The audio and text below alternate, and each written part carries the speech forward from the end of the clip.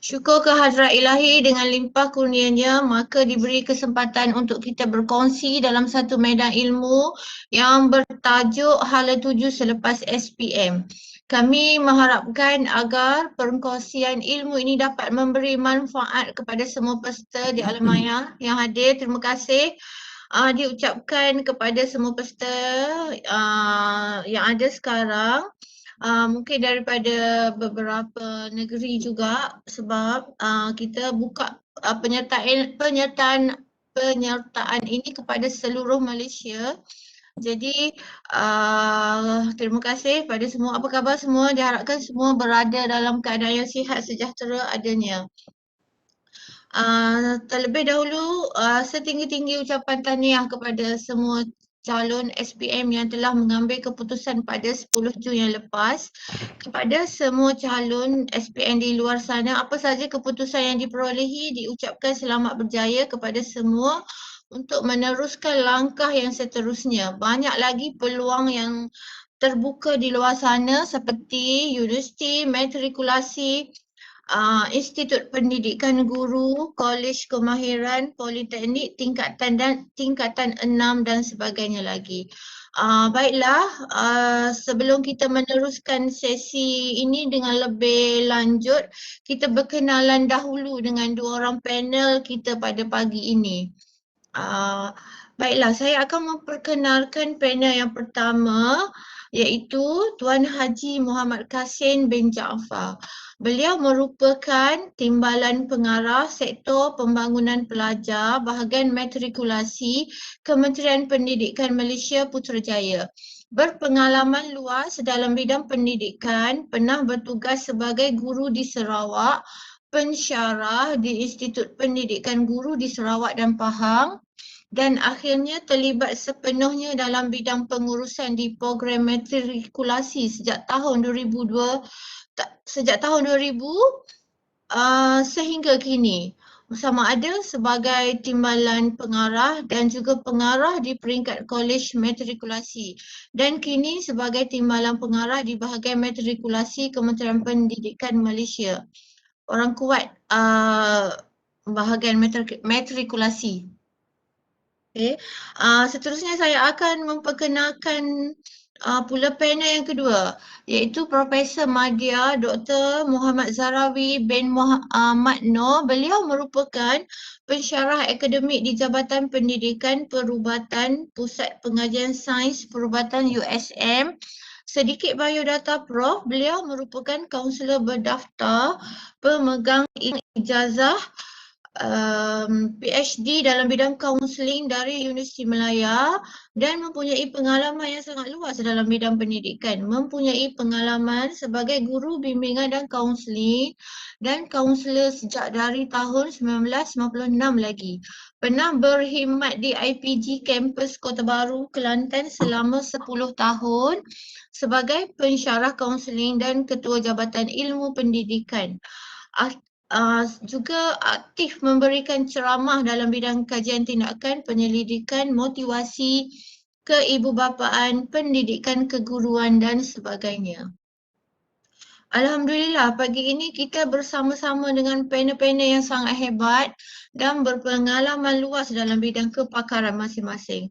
Untuk makluman semua, Tuan Haji Kasim berada di Putrajaya. Prof. Zahrawi berada di Kota Baru, Kelantan dan saya sendiri berada di Besut, Terengganu. Dan pastinya para hadirin sekalian yang hadir sekarang kita akan berada di seluruh Malaysia juga saya rasa, walaupun tak ramai tapi insya-Allah selepas ini mungkin akan ada masuk juga. Alhamdulillah kita harapkan line internet ni akan okey dan segar berfungsi sehingga akhir forum kita. Tadi pun ada masalah sedikit tapi dapat diselesaikan. Okey. Baiklah. Sebelum kita kita akan adakan program ni selama 1.5 jam Dan sekiranya ada soalan dari peserta, peserta boleh tulis dalam ruangan chat dan saya akan baca soalan dan ajukan pada panel. Uh, Sebenarnya aplikasi Webex ni boleh menampung sehingga 10,000 peserta serentak. Jadi peserta yang masuk sekarang terima kasih diucapkan dan boleh lagi wawarkan pada rakan untuk join majlis ilmu ini. Baiklah, peserta yang saya hormati sekalian, tanpa melengahkan masa, marilah kita mulakan call bicara webinar pagi ini. Okey, soalan yang pertama saya akan ajukan kepada panel yang pertama iaitu Tuan Haji Kasim bin Jaafar, Timbalan Pengarah Bahagian Matrikulasi Kementerian Pendidikan Malaysia. Okey, soalan pertama, kebanyakan pelajar lepasan SPM masih tercari-cari destinasi dan hala tuju pendidikan masing-masing selepas SPM. Sukar untuk membuat keputusan terbaik yang bakal menentukan masa depan mereka sendiri. Berdasarkan pernyataan ini, boleh Tuan Haji memberikan sedikit informasi mengenai pilihan hala tuju dan peluang pendidikan selepas SPM sebelum kita pergi lebih jauh lagi kepada program matrikulasi nanti. Dipersilakan Tuan Haji. Okay. Terima kasih. Assalamualaikum warahmatullahi wabarakatuh dan selamat pagi. Terima kasih sekali lagi. Waalaikumsalam warahmatullahi wabarakatuh. Ya. Terima kasih sekali lagi kepada Puan Gulaini selaku moderator program pada pagi ini. Yang saya hormati sahabat lama saya, Profesor Madia Dato' Mazharwi bin Mano dan seterusnya tuan-tuan dan puan-puan dan anak pelajar yang saya kasih sekalian. Pertamanya saya ingin merakamkan ucapan terima kasih kepada pihak USM yang telah berjaya menyusun atur program bual bicara ini dan sudi menyebut saya bagi pihak bahagian matrikulasi sebagai salah seorang ahli panel dalam program ini. Terima kasih juga kepada semua penonton, pelajar-pelajar khususnya yang mendengar program bual bicara ini tak kira di mana walaupun berada. Apa khabar semua? Saya harap semua dalam keadaan sihat dan fokus kepada perbincangan kita pada pagi ini. Terlebih dahulu dalam kesempatan ini saya ingin merakamkan ucapan tahniah kepada pelajar, diwapa, guru-guru dan pihak sekolah yang telah berjaya menghasilkan keputusan SPM yang cemerlang pada tahun lepas. Walaupun kita faham terpaksa melalui pelbagai halangan dan kesukaran di waktu pandemik COVID-19. Semoga program bual bicara ini dapat memberikan maklumat yang lengkap kepada semua pelajar untuk memilih laluan yang tepat selepas diumumkan calon raya nanti oleh pelbagai institusi yang dijangka akan keluar pada bulan Julai 2021 nanti. Bagi pelajar-pelajar yang cemerlang khususnya sudah pasti akan menerima pelbagai tawaran dan memerlukan pertimbangan yang sewajarnya sebelum membuat keputusan yang tepatlah. Di kesempatan ini juga saya mewakili program matrikulasi ingin memberikan sedikit maklumat awal tentang program kami agar dapat membantu tuan-tuan dan puan dan juga anak-anak pelajar dalam membuat pilihan yang terbaik. Nampak kata pepatah Melayu, tak kenal maka tak cerita lah. Jadi untuk makluman semua, program matrikulasi ini adalah di bawah Kementerian Pendidikan Malaysia yang telah diwujudkan sejak tahun 1999 lagi. Dah kira-kira 22 tahun usia kami lah. Jadi tujuan penubuhan program ini adalah untuk membekalkan khususnya pelajar Bumi Putera lepasan SPM di peringkat jazah pertama di Universiti Awam dalam bidang STEM sama ada dalam sains, teknologi, kebuteraan, matematik dan perakaunan. Namun begitu pada sesi 2002-2004 program ini bukan lagi eksklusif kepada pelajar Bumi Putera sahaja.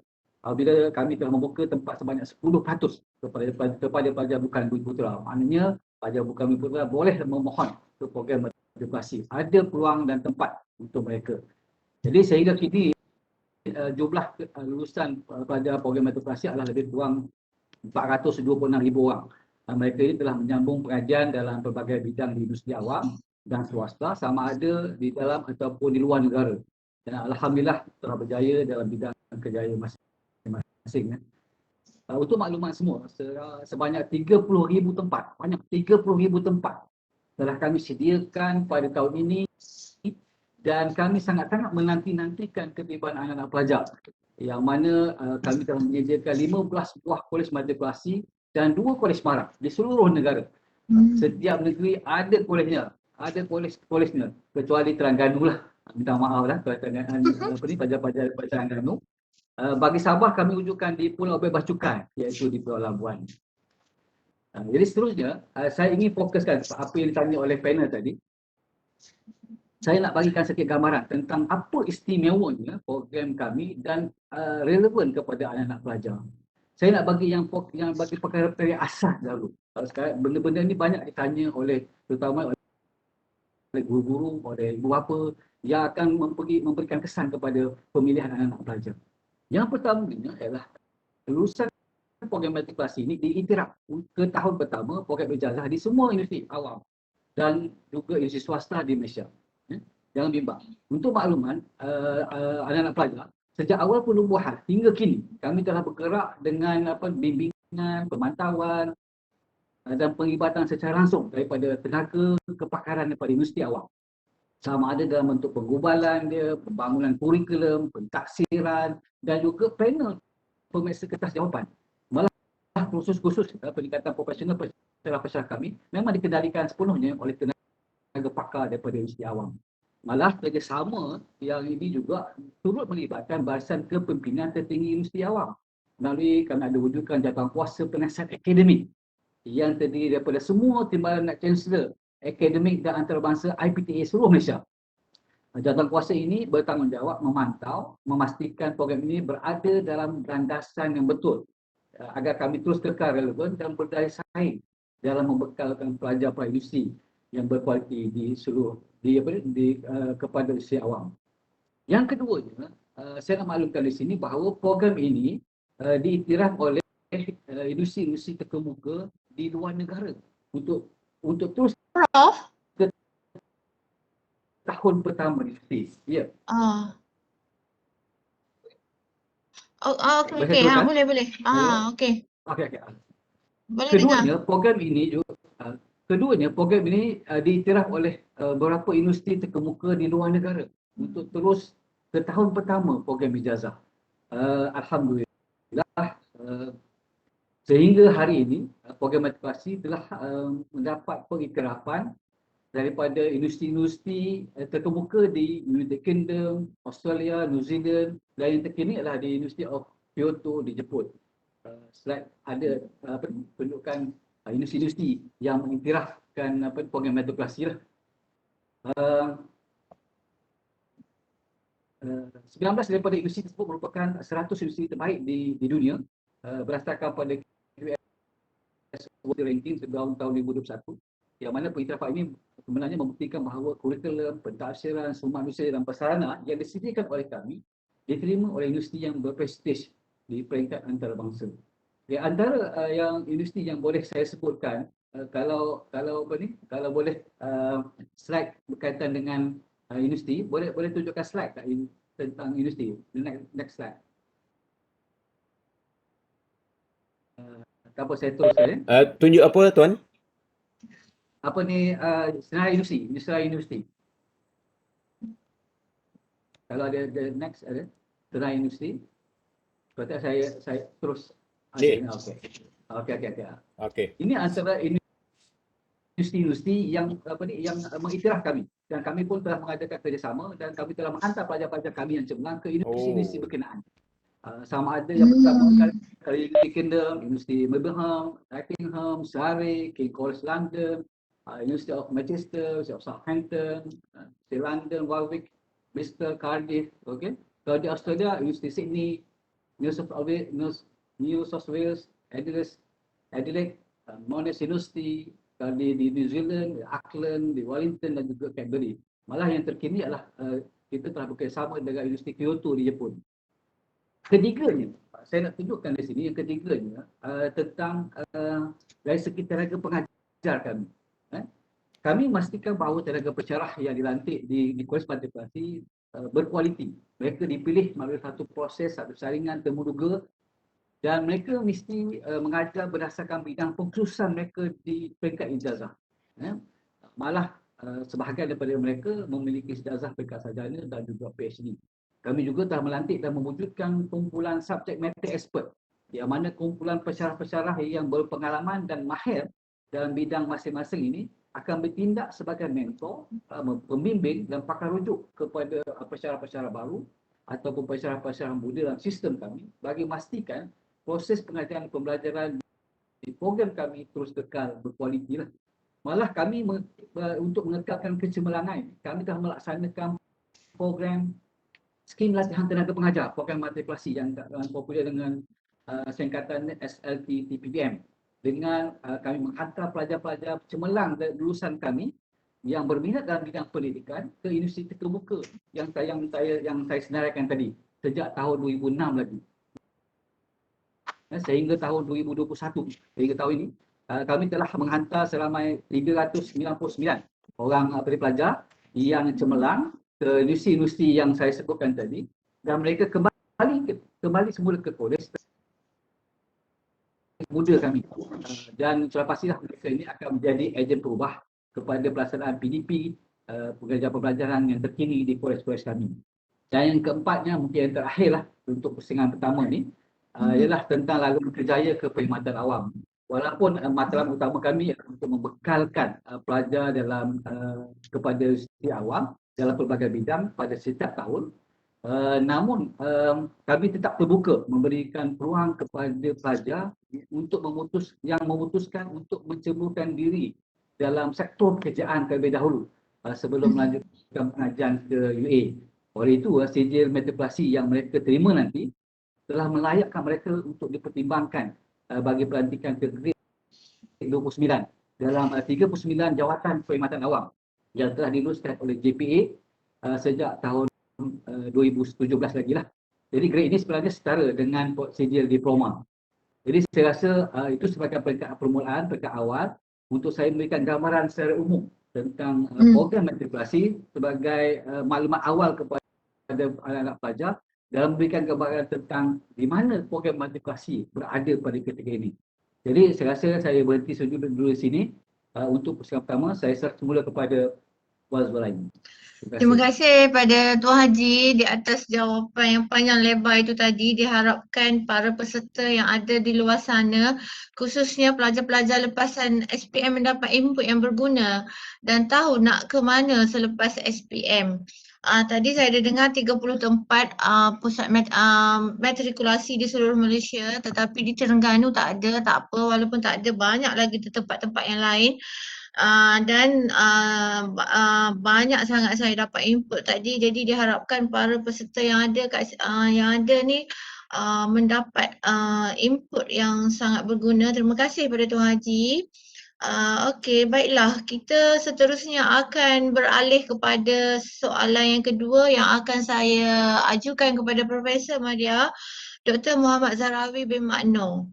Okey, pelajar-pelajar yang mendapat keputusan yang cemerlang sudah pastinya memilih universiti sebagai destinasi pengajian mereka selepas SPM.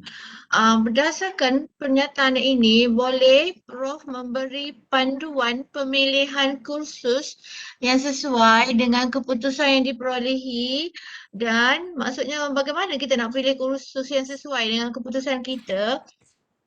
Dan bagi pelajar-pelajar yang mendapat keputusan yang sederhana ni, mereka yang mana mereka tidak mendapat tempat di IPT ataupun universiti, pelajar ini boleh mohon di mana dan bagaimana dan kat mana mereka nak lanjutkan pengajian mereka ataupun hala tuju mereka.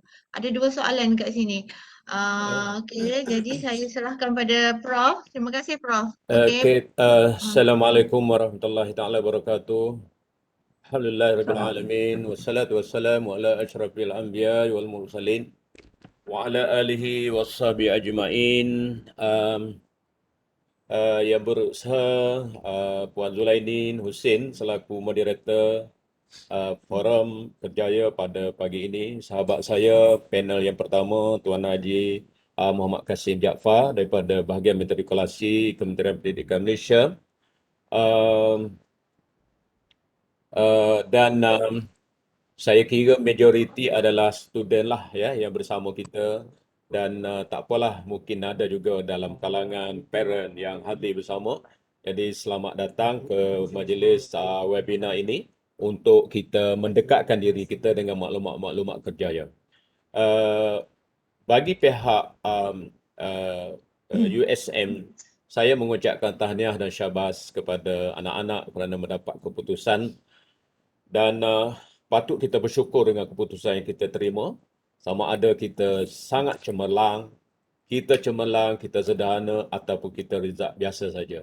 Jadi pada soalan ini, sepenuh soalan ini saya akan fokus kepada konteks universiti. Kalau Tuan Haji Kasim fokus kepada KPM dengan keunikan, kelebihan tersendiri, dan saya hanya bercakap secara general based on question asked by our moderator. Baik, jadi saya tak nak ambil masa panjang ya. Kita nanti jawab soalan yang kalau keluar daripada ruangan chat nanti ya. Baik,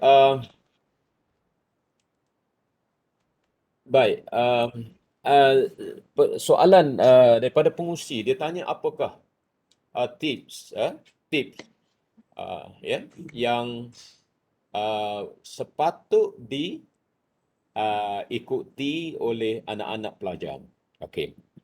Baik. Jadi saya ada 3 slide untuk menjawab persoalan ini ya.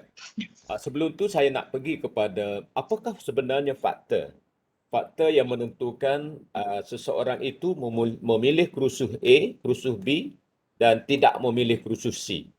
So I have outline here 1, 2, 3, 4 factors yeah. And there is usual factors yeah yang determine the selection of the course yeah.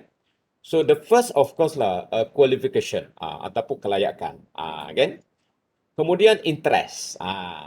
Kemudian yang ketiga job prospect dan yang keempat lain-lain factor include parent factor.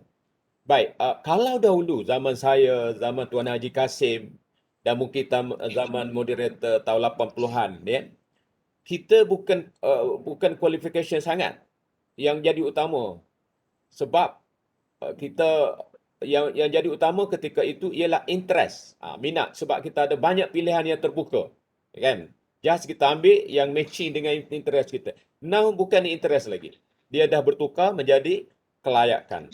That's why sometimes student yang dia minta, dia layak tapi tak berapa minat.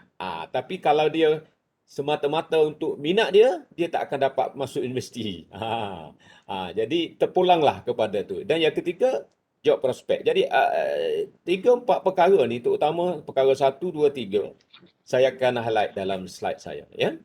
Baik, itu secara umum. So, saya mengharapkan pelajar-pelajar dah pilih bukan? Dan sekarang ni ada masa untuk ubah suai, kursus. Jadi tip yang pertama ialah identify betul-betul apakah aliran kita. Kita dah channel pemikiran kita, minda kita, minat kita, interest kita sejak after PMR. Naik form 4 tu actually we have to follow whatever we have to choose previously. Kan? So mungkin orang ada aliran perdagangan dengan subjek account contoh. Orang masuk science to lane, orang masuk kejuruteraan. So we have to make sure our channel. Janganlah channel A kita minta channel B. Tak cukup syarat ataupun cukup syarat sangat minimum. Dan akhirnya kita kecundang. So pastikan. Dan satu lagi saya nak ingatkan. Saya difahamkan oleh rakan-rakan di sekolah. Dia ada satu inventory minat kerjaya. Waktu form 3 sekali, waktu form 5 sekali. Yang kita sebut form 3 itu inventory minat kerjaya, dan yang tingkatan 5 inventory kematangan kerjaya. Jadi sebenarnya pelajar sudah di-evaluate, dinilai. What is your interest actually based on your perception and based on your personality. So actually this is the time for use the information as much as possible, as long as we choose whatever course that related to our personality, related to our interest. That's right. Tu dia. Jadi kita kena berdasarkan minat tu. Mungkin di peringkat sekolah dulu buat caca marba. Sekarang boleh guna, saya tak pasti, moderator ada tak secara online untuk minat kerjaya? Setakat ni ada. Kalau tak ada pun you going back to your previous school and see your counselor. Please take again ujian minat kerja inventory tadi, you jawab betul-betul, mungkin recently your interest dah change, dah berubah. Kan? So kena tahu aliran anda dan minat anda dan personality, the types, kinds of personality, kerana personality akan menentukan kerjaya. Yang kedua, tentukan kategori pencapaian anda. Sangat cemerlang, sederhana, lemah. Dan please take care of my advice. Everyone should have place at any institution, any university, notlah in the world, tapi in Malaysia. Jangan salah faham kata, oh saya sederhana je, Rizak lemah, tak tahu pergi ke mana. Saya akan cover soalan tadi. Orang yang sangat cemerlang, based on my experience, dia orang pertama pilih keluar negara. Sekarang ni mungkin belajar keluar negara sangat terhad dengan COVID-19 dan sebagainya. Tapi ada, walaupun tak banyak.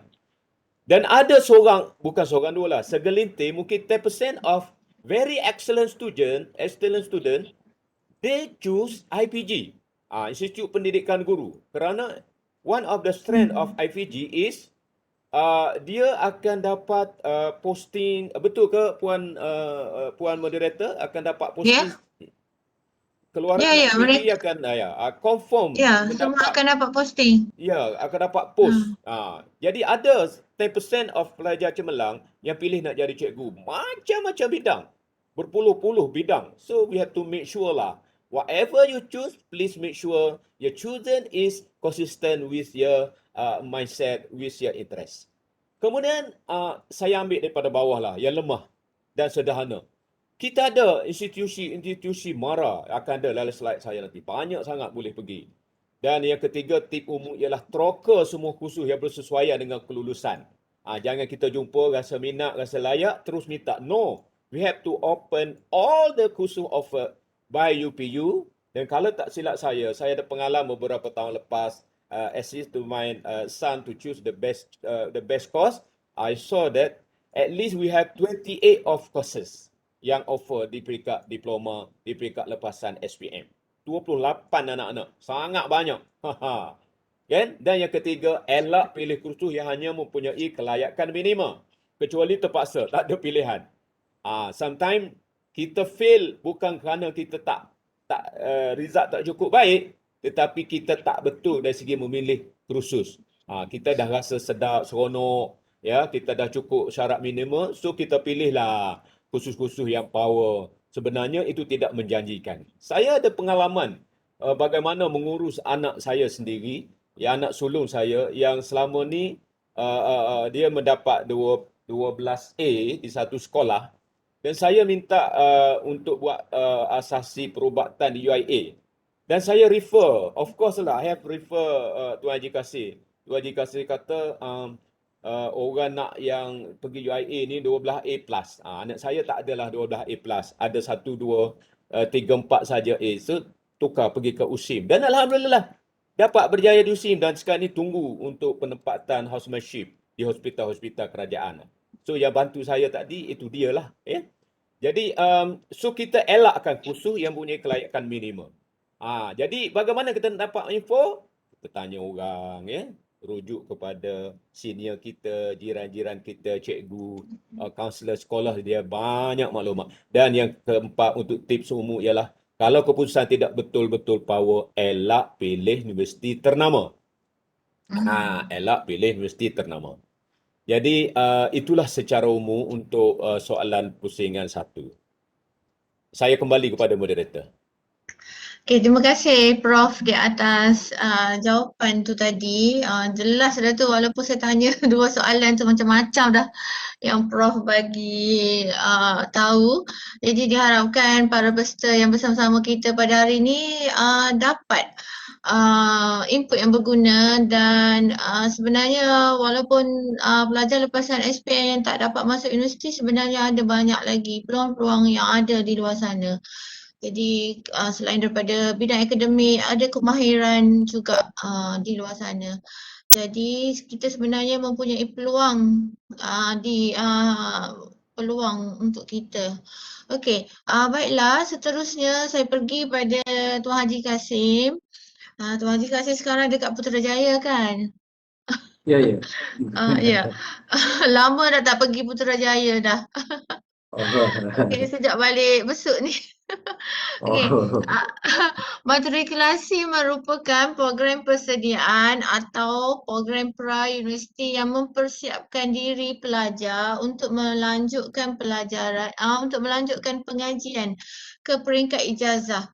Untuk makluman semua, kolej matrikulasi adalah di bawah pengurusan Kementerian Pendidikan Malaysia seperti mana yang Tuan Haji ada sentuh pada soalan yang pertama tadi. Jadi berdasarkan pernyataan ini, boleh Tuan Haji terangkan program matrikulasi ini daripada segi syarat kemasukan, budaya pembelajaran, kelebihan serta peluang selepas menamatkan program matrikulasi. Saya rasa memang banyak sangat ilmu yang akan di-sharekan oleh Tuan Haji nanti.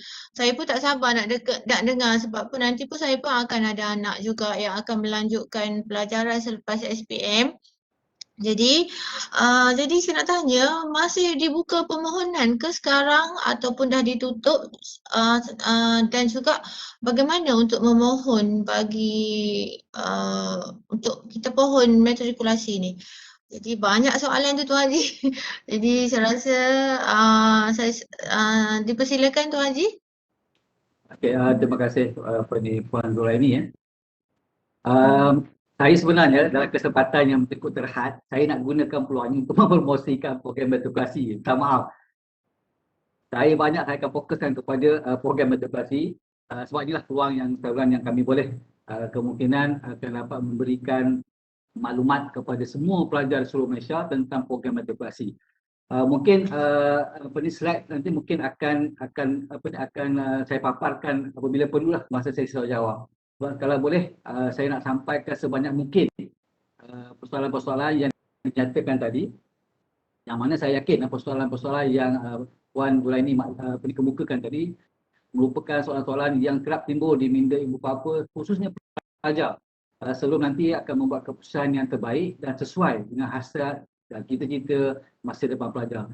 Dan telah diberikan tadi rakan saya Profesor telah memberikan gambaran bagaimana nak buat pilihan, dan mestilah sebelum buat pilihan mesti faham, mesti tahu tentang program yang kita nak ikuti ya.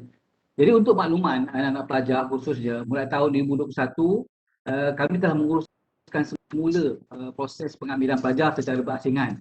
Kalau mungkin keliru abang tahun lepas, mereka membuat permohonan ke program matrikulasi melalui bahagian kemasukan pelajar KPT ataupun lebih dikenali sebagai UPU.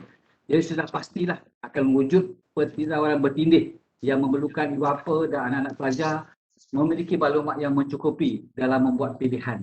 Jadi seperti yang dimaklumkan oleh Puan Zuraini, sekali lagi saya ingin memaklumkan bahawa program matrikulasi ini merupakan program di bawah Kementerian Pendidikan Malaysia. Saya ulang sekali lagi ya, di bawah Kementerian Pendidikan Malaysia. Oleh itu yuran pengajiannya, yuran penginapannya, semuanya dibiayai sepenuhnya oleh kerajaan. Jangan bimbang. Ya.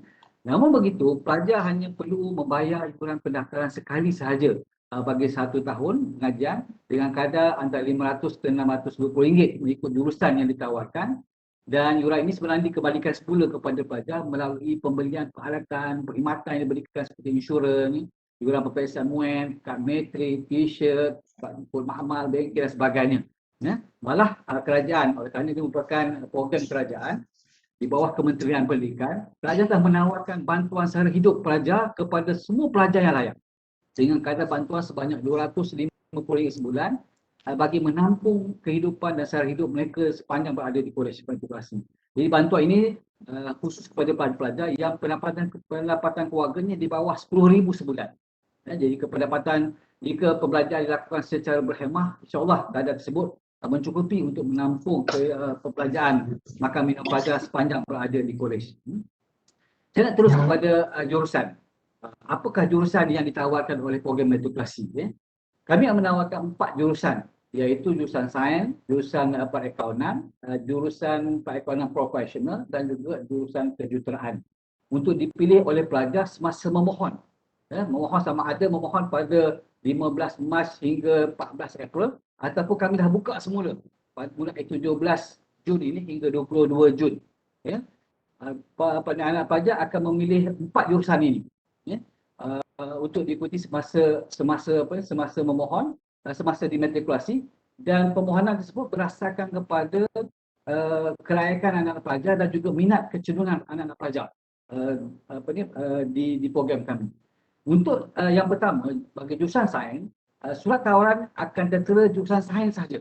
Tetapi apabila mendaftar di kolej, pelajar akan ditawarkan salah satu daripada 3 aliran yang telah kami bekalkan, iaitu sama ada sains hayat, sains fizikal ataupun sains komputer. Pengagihan aliran ini ditentukan oleh kolej masing-masing berdasarkan pencapaian pelajar di peringkat SPM. Tiada masalah jika pelajar merasakan ingin tukar aliran, tak ada masalah.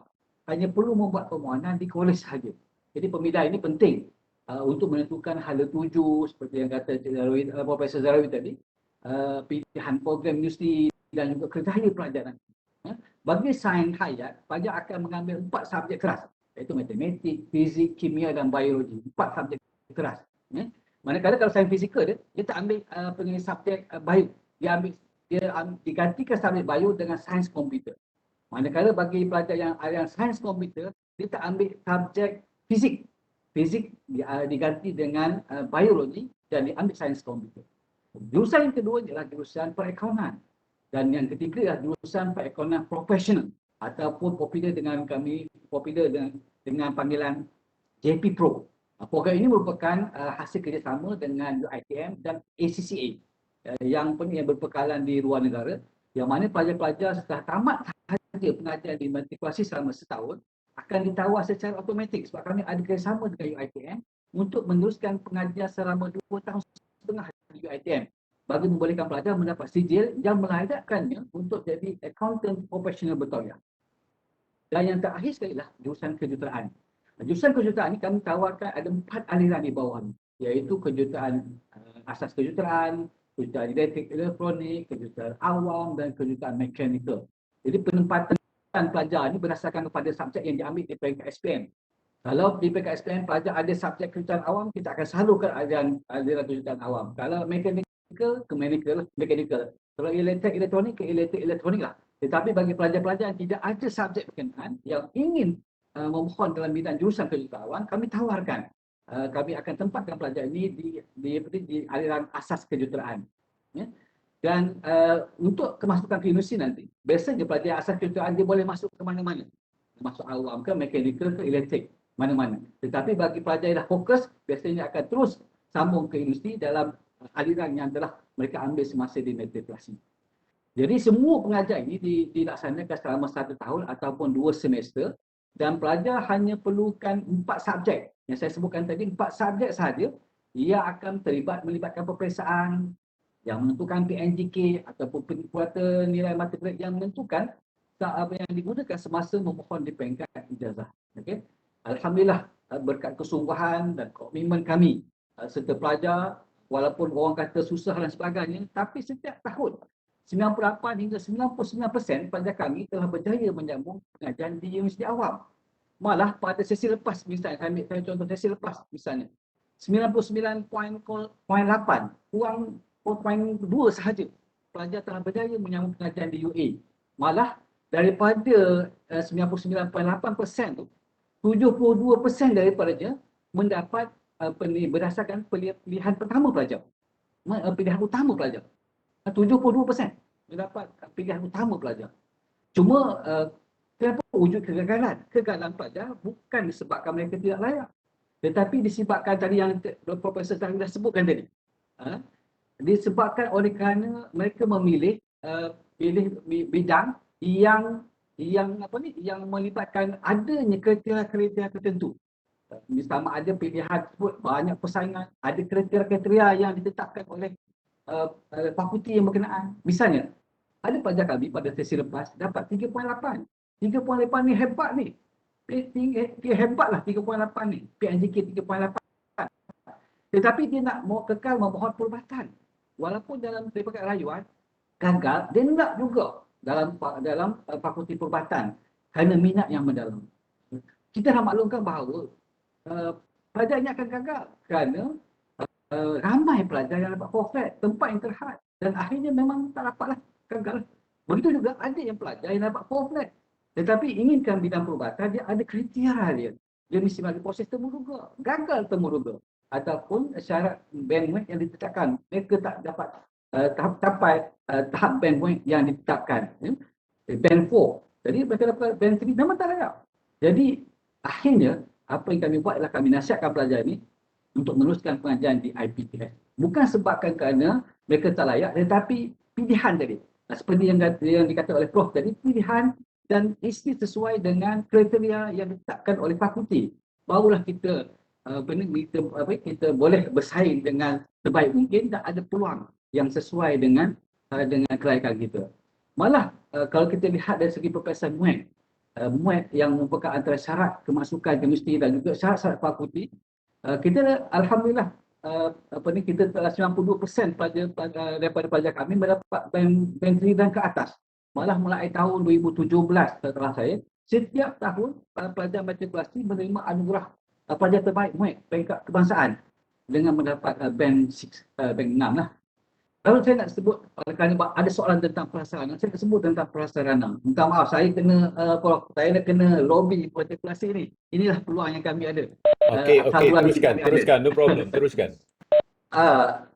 Dari segi prasarana, kami di setiap kolej kami memiliki bangunan akademik dengan kemudahan yang sama seperti industri dengan yang mencukupi. Dengan adanya dewan kuliah, bilik tuturan, perpustakaan, makmal sains, makmal bahasa, makmal komputer, bengkel kejuruteraan yang mencukupi bagi menampung pelajar-pelajar kami.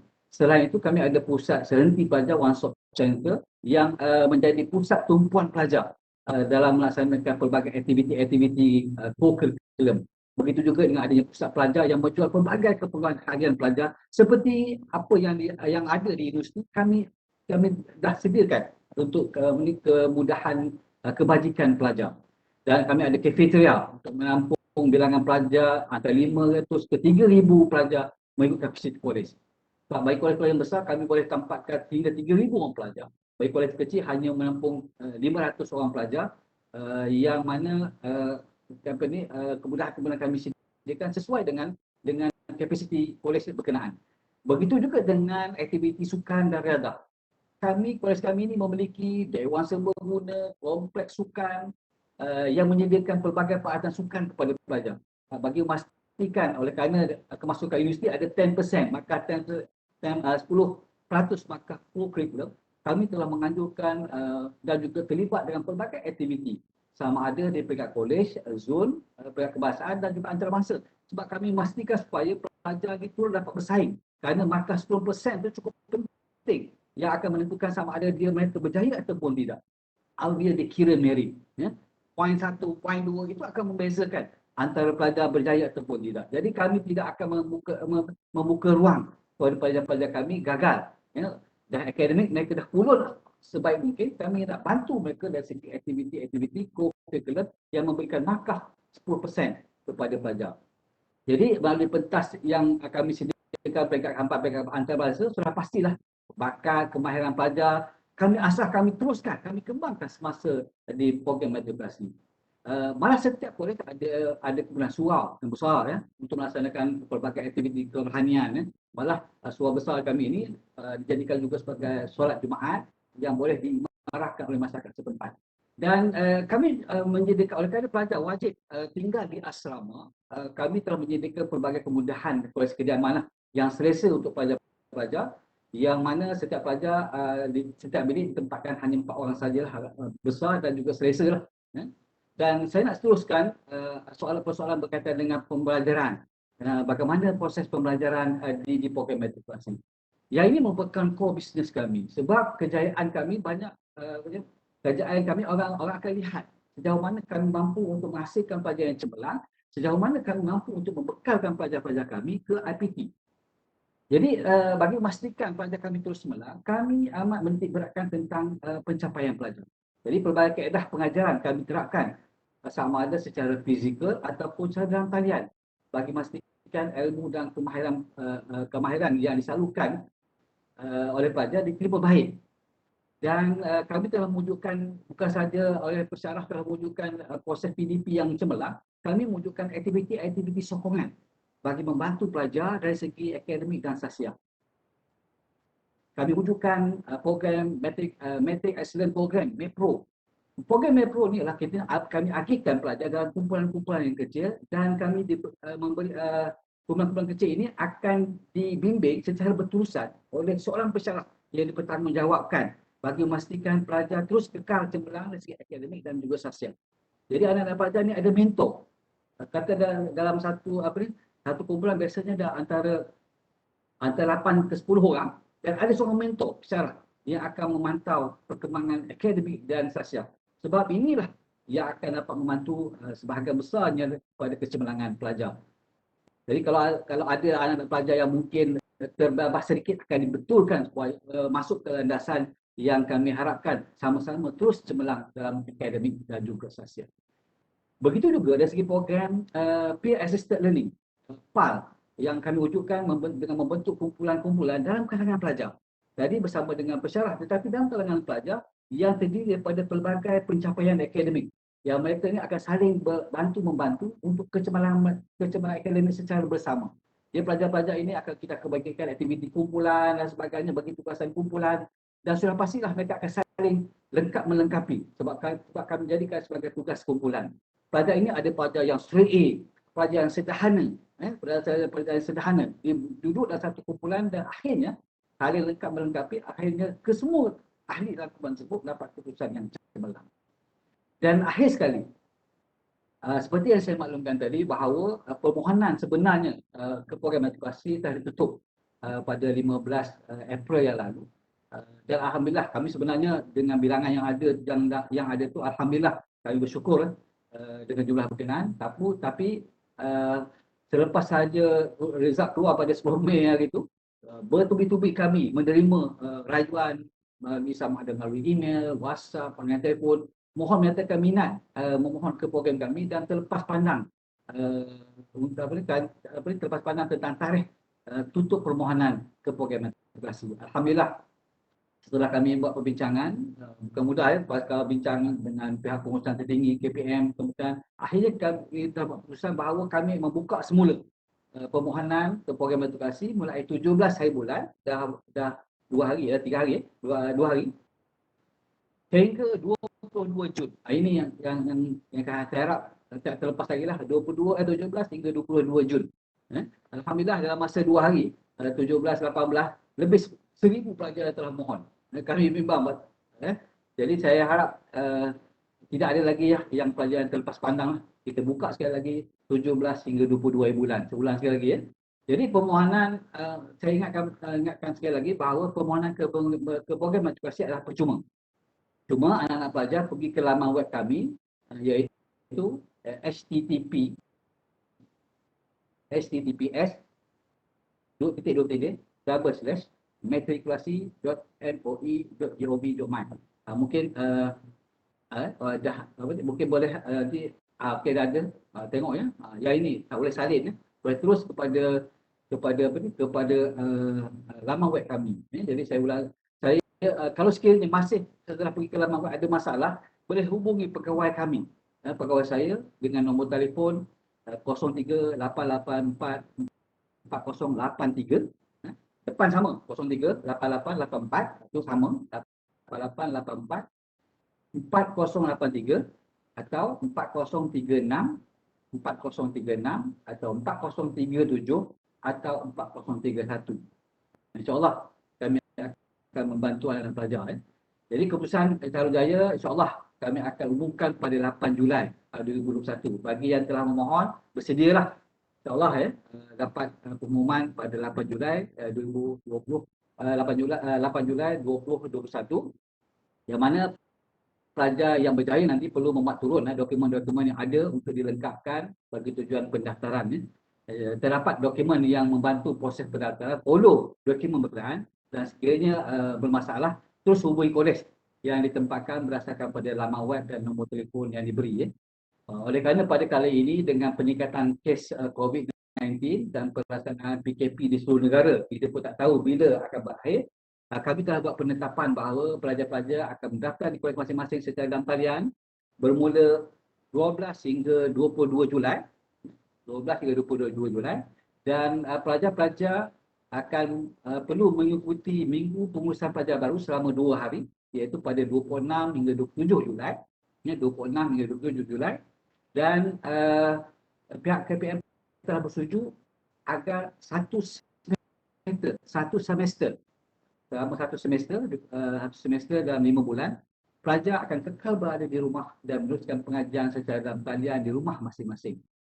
Kalau sekiranya ada masalah dari segi capaian, dari segi gadget dan sebagainya, mohon hubungi kolej masing-masing untuk membolehkan kami membantu anak pelajar bagi memastikan proses capaian bagi memastikan pengajian pembelajaran dapat dilaksanakan dengan berkesan.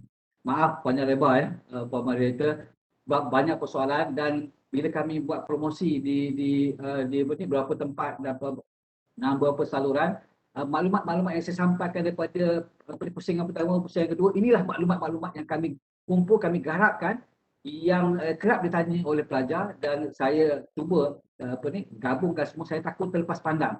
Ada maklumat-maklumat yang nak ditanya terlepas pandang. Jadi saya berdasarkan pada keseluruhan maklumat yang kami kumpulkan, saya gabungkan semuanya dan saya sampaikan di peringkat awal. Sebelum mungkin lepas ni saya akan membantu untuk sesi soal jawab. Jadi saya harap dapat menjawab sebahagian besar daripada persoalan yang dikemukakan oleh Puan Moderator. Jadi saya serahkan kembali kepada Puan Moderator.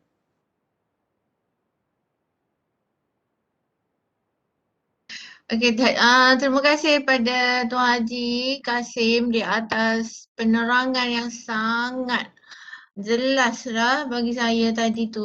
Jadi saya harap peserta-peserta yang ada dengan kita seramai, saya kira tadi dah lebih kurang 30 orang, jelas, dan sekiranya ada apa-apa nak tanya boleh tanya, tapi saya tengok dekat ruangan chat ni tak ada pertanyaan.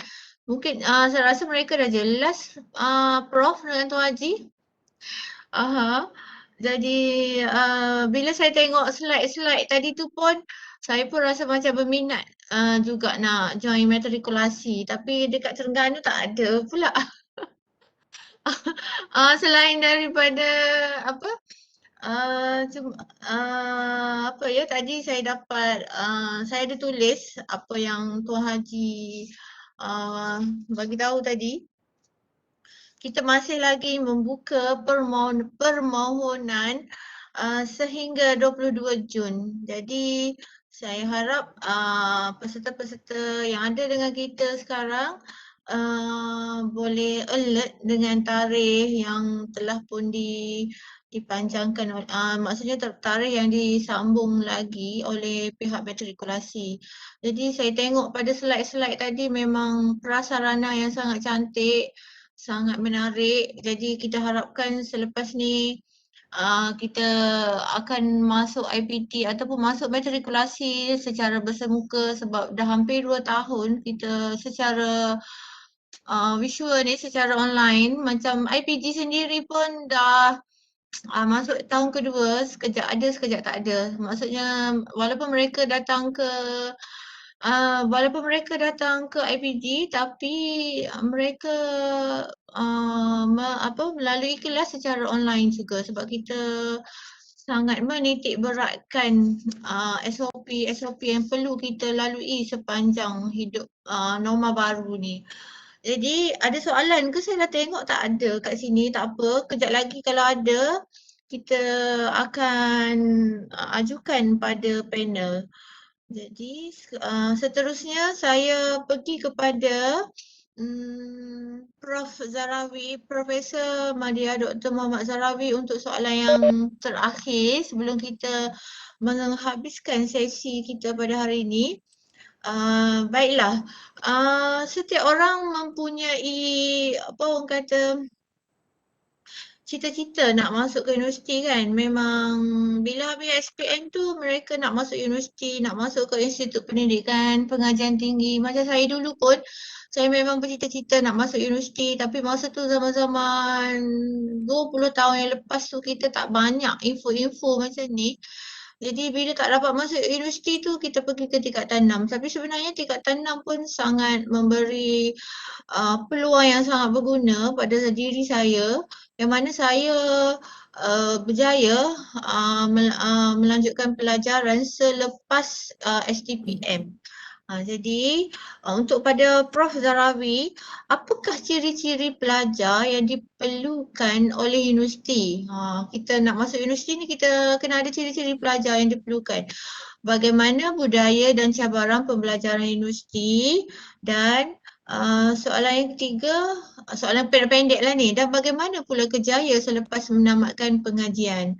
Macam tadi matrikulasi dia ada hala tuju dia. Sekarang universiti bagaimana pula? Dipersilakan Prof. Assalamualaikum warahmatullahi taala wabarakatuh untuk round kedua.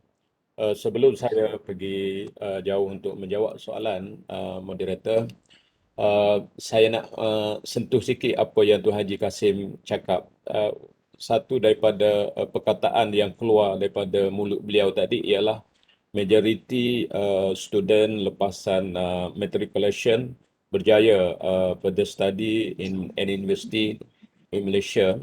So saya nak beri penegasan bahawa memang itu fakta, dan macam kami di School of Medical Sciences, pelajar-pelajar perubatan di USM, bila kita buat tinjauan dia punya channel kemasukan, majoriti hampir 70% adalah pelajar daripada matriculation di seluruh negara. Selain daripada itu, ada yang daripada asasi, ada daripada program yang USM sendiri punya kat Kulim, dan asasi sains universiti-universiti lain. So satu daripada kekuatan matrikulasi ini, ya, saya bukannya nak war-warkan tanpa fakta, tapi ini realiti. Satu kekuatannya ialah seolah-olah tidak ada pelajar yang tercicir selepas dia menamatkan pengajian di matrik, kecuali memang masalah disiplin dan sebagainya.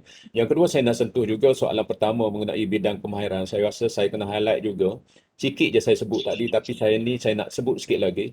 Actually, we have 6 courses ataupun 6 institution actually offer untuk mereka yang minat dalam bidang kemahiran. Not only yang result dia rendah, sederhana, but at the same time, sometimes student yang excellent pun apply untuk join program, sebab di bawah institusi MARA ni dia ada BMI lah, British Malaysia Institute, Jerman, macam-macam. So ada 6, Institut Pendidikan MARA, Institut Latihan Kemahiran Belia, Institut Latihan Jabatan Tenaga Rakyat, dulu Tenaga Rakyat, sekarang Tenaga Manusia, ILP, EdTech, JMTI, TVET, MARA, banyak sangat. So saya share di sini website, jadi nanti anak-anak boleh tarik je lah, ya. Jadi itu dia jawapan yang soalan sebelum ini. Baik, mengenai pelajar yang macam mana diharapkan oleh universiti, ya. Sebelum tu juga saya nak share juga, sebab bukan senang nak jumpa dengan anak-anak, ya. Ini satu contoh kajian yang dibuat oleh sebuah sekolah berasrama penuh di negeri Kelantan, di mana kita tengok ke mana pelajar ni pergi. Ini sekolah cemerlang, ya. Selepas mereka menamatkan pengajian, majoriti diorang 50% diorang pergi kepada public university lah. So the others are 3% for Form 6, dan IPG ramai juga 25%, dan ini tajaan beasiswa di keluar negara dan sebagainya 40%. 4% ini institusi pendidikan MARA. So ada budak yang cemerlang, sederhana cemerlang, pergi pilih untuk MARA, dan yang lain pergi IPTS. Ini mungkin kerana faktor tak dapat tempat dan sebagainya lah. Dan 2% pergi ke IPG. Ini sebuah sekolah berasrama penuh di negeri Kelantan, dengan izin kaunselor dia share dengan saya, ya. Ini trend pemilihan pelajar. Baik, pelajar yang macam mana? Pelajar yang macam mana yang diidamkan oleh universiti? Baik, kalau di universiti, saya sebelum saya buat slide ini, saya interview saya punya student counselor, psychology officer di bahagian ehwal pelajar, to get some a big picture about the profile of pelajar IPTA di Malaysia, dan kita mengharapkan pelajar-pelajar yang masuk di universiti ni Dia ada 1, 2, 3, 4, 5, 6, 7, 8, 9 ciri. At least ada 9 ciri, ya. Pertama, dia bukan saja cemerlang akademik, ya. Tapi dia ada soft skill. Yang soft skill ni saya jenamakan teruslah. Time management, problem solving, communication skill, ya, teamwork, pengurusan diri, pengurusan keuangan, hubungan dengan keluarga, hubungan dengan rakan sebaya. So all these are important characteristic or features that should be have by all the IPTA student, ya, not only IPTA lah. Kalau pergi mana-mana Menara Gading, ini sangat penting. Saya bagi satu contoh bagaimana kami saja baru lepas buat pengambilan pelajar untuk fakulti perubatan kami, dan memang yang kita pilih tu yang cemerlang for pelik, selain daripada ada juga yang 3.8, 3.9 something macam tu, dan juga yang memilih pilihan pertama USM, pilihan pertama, ada juga yang kita ambil yang pilih pilihan kedua, dan seramai 700 orang itu. Dan tapi kita nak ambil berapa je? Dalam 120. Jadi saya nak beritahu bahawa dalam proses interview berkenaan, kita tidak lagi fokus kepada akademik semata-mata, ya. So apa yang kita fokus ialah ini soft skill ni, bermula dengan pengurusan masa sampailah kepada aspek-aspek lain, dan ini yang ciri kita nak. Okey. Itu yang pertama jawapannya. Baik, berdasarkan ciri ini, saya kelaskan student di universiti ini ada 3 kategori. Kategori pertama, kategori kedua, kategori ketiga. Kategori pertama, hak betul-betul cemerlang dari segi akademik apa semua ni, cemerlang ni, saya tak berani nak letak banyak, tapi berdasarkan pemerhatian dan temu bual dengan kaunselor di HEP dan juga aktiviti-aktiviti yang dia hadir. So the best figure is about 20% ataupun 30%. Kalau paling tinggi. Ini yang betul-betul yang betul-betul tahu kenapa dia masuk universiti, kenapa dia pilih kursus itu, tak pilih kursus ini, dan dia tahu the future after graduated, ya.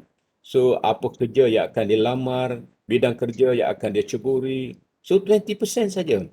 Yang lain-lain, yang 80% tu saya bagi kepada dua pula. Saya bagi kepada separuh adalah cemerlang.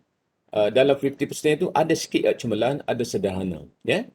Baik. So kalau kita tengok di universiti, pelajar yang cemerlang ini, dia merakumi semua sekali. Dia ni lah jadi pemimpin pelajar, dia ni lah cemerlang akademik. Satu lagi saya nak beritahu, datang dari mana kecemerlangan ini? Datang daripada kehebatan social soft skill ini. Dia berputik di alam persekolahan. Dia bila masuk universiti, dia just expand dia punya knowledge dan skill, dan dia terima whatever post ataupun organisation, dia join saja. Jadi inilah. Jadi mereka datang daripada mana? Bukan, tidak semestinya datang daripada SBP, sekolah cemerlang, tidak. Sometimes dia datang daripada sekolah biasa, tetapi dia cemerlang tu kerana individu dia. Ya. Jadi ciri di universiti, kita sangat memerlukan ini. Time management, problem solving, communication skill, kerja berpasukan, mengurusan diri, hal-hal keuangan. Kemudian sebab banyak sekarang isu-isu yang melanda pelajar, especially dalam musim COVID ini. So pelajar yang betul-betul strong dari segi internal and external factors yang boleh bertahan daripada gangguan COVID, terpaksa melalui sekatan di asrama, tak boleh pergi jauh dan sebagainya, rindu pada keluarga, ya. Dan yang malangnya ada satu guru yang memang lemah. Pelajar ini dia kadang-kadang dia tak tahu pun dia masuk universiti sebab apa. Dia hanya nak masuk universiti, nak menamatkan pengajian. Dia tak kira pasal berapa grade dia dapat, pointer dia dapat. Yang ini pemikiran macam ni actually dah tertinggal. Kalau zaman kami, zaman saya, zaman Haji Kasim dan zaman moderator, mungkin dalam 80-an dulu tak apa. Because pada masa tu pekerjaan mencari orang. Sekarang ini susah sangat, ya. Jadi kalau kita ala kadar masuk belajar universiti ke apa, memang kita tak pergi ke mana, kecuali kita ada aim lain lah. Jadi satu lagi saya nak share juga jenis masalah yang ada di pelajar. Ini satu jenis masalah pelajar yang ada di IPT. Ini satu artikel jurnal yang baru saja, setahun dua ni kajian one of the university in our country, in Malaysia. So bila dia kaji, dia buat interview dengan student berkenaan, didapati bahawa kerisauan kepada kerjaya masa depan merupakan masalah utama. Yang mana daripada responden yang diinterview, responden yang menjawab soal selidik, didapati bahawa hampir 70% menyatakan bahawa dia risau akan kerja, dia risau akan apa post yang akan dia pegang after graduated. Yeah? So that's why I stress tadi bahawa untuk menjadi pekerja yang cemerlang after graduation, you have to capture apa soft skill yang saya sebut tadi. Sebab bila you keluar nanti kilang apa organisation sama ada private ataupun government, dia bukan nak tengok berapa degree awak dapat, berapa pointer dapat sahaja. Tapi dia nak tengok adakah orang ni bila letak kat office dia, letak kat pejabat dia, kat kilang dia, kat organisation dia boleh buat kerja dengan baik. So waktu tu memang dia tengok soft skill lah. So pelajar yang risau-risau tak ni sebenarnya sepatut dia boleh pecahkan kerisauan dia dengan memperkayakan diri dengan skill-skill yang saya sebut tadi. Ya? Dan saya nak beritahu bahawa antara perkara yang memang tak boleh elak ialah kemahiran bahasa Inggeris. So bila kita berada di universiti, whatever course kita berada di sana, so bila kita keluar nanti kerja, memang sometimes kerja tu 100% interview conducted in English, especially yang international punya tu. Nanti saya akan tunjuk kerjaya-kerjaya yang akan wujud pada masa akan datang. Yang kedua, isu kemudahan, isu keuangan, isu sosial. Ini isu-isu yang terbalik. Okay? Sebab dia susu ikut peratus. Bila susu ikut peratus, yang ni berubah. Saya pun tak perasan. Jadi kemudahan dia risau juga. Keuangan memanglah sekarang ni lebih pada separuh.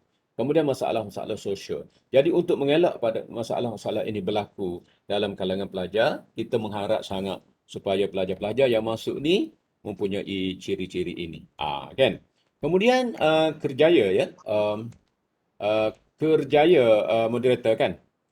Ya, kerjaya. Ya, sebelum ada satu lagi slide yang lain. Jadi kerjaya, saya cuba tengok apa nama ni?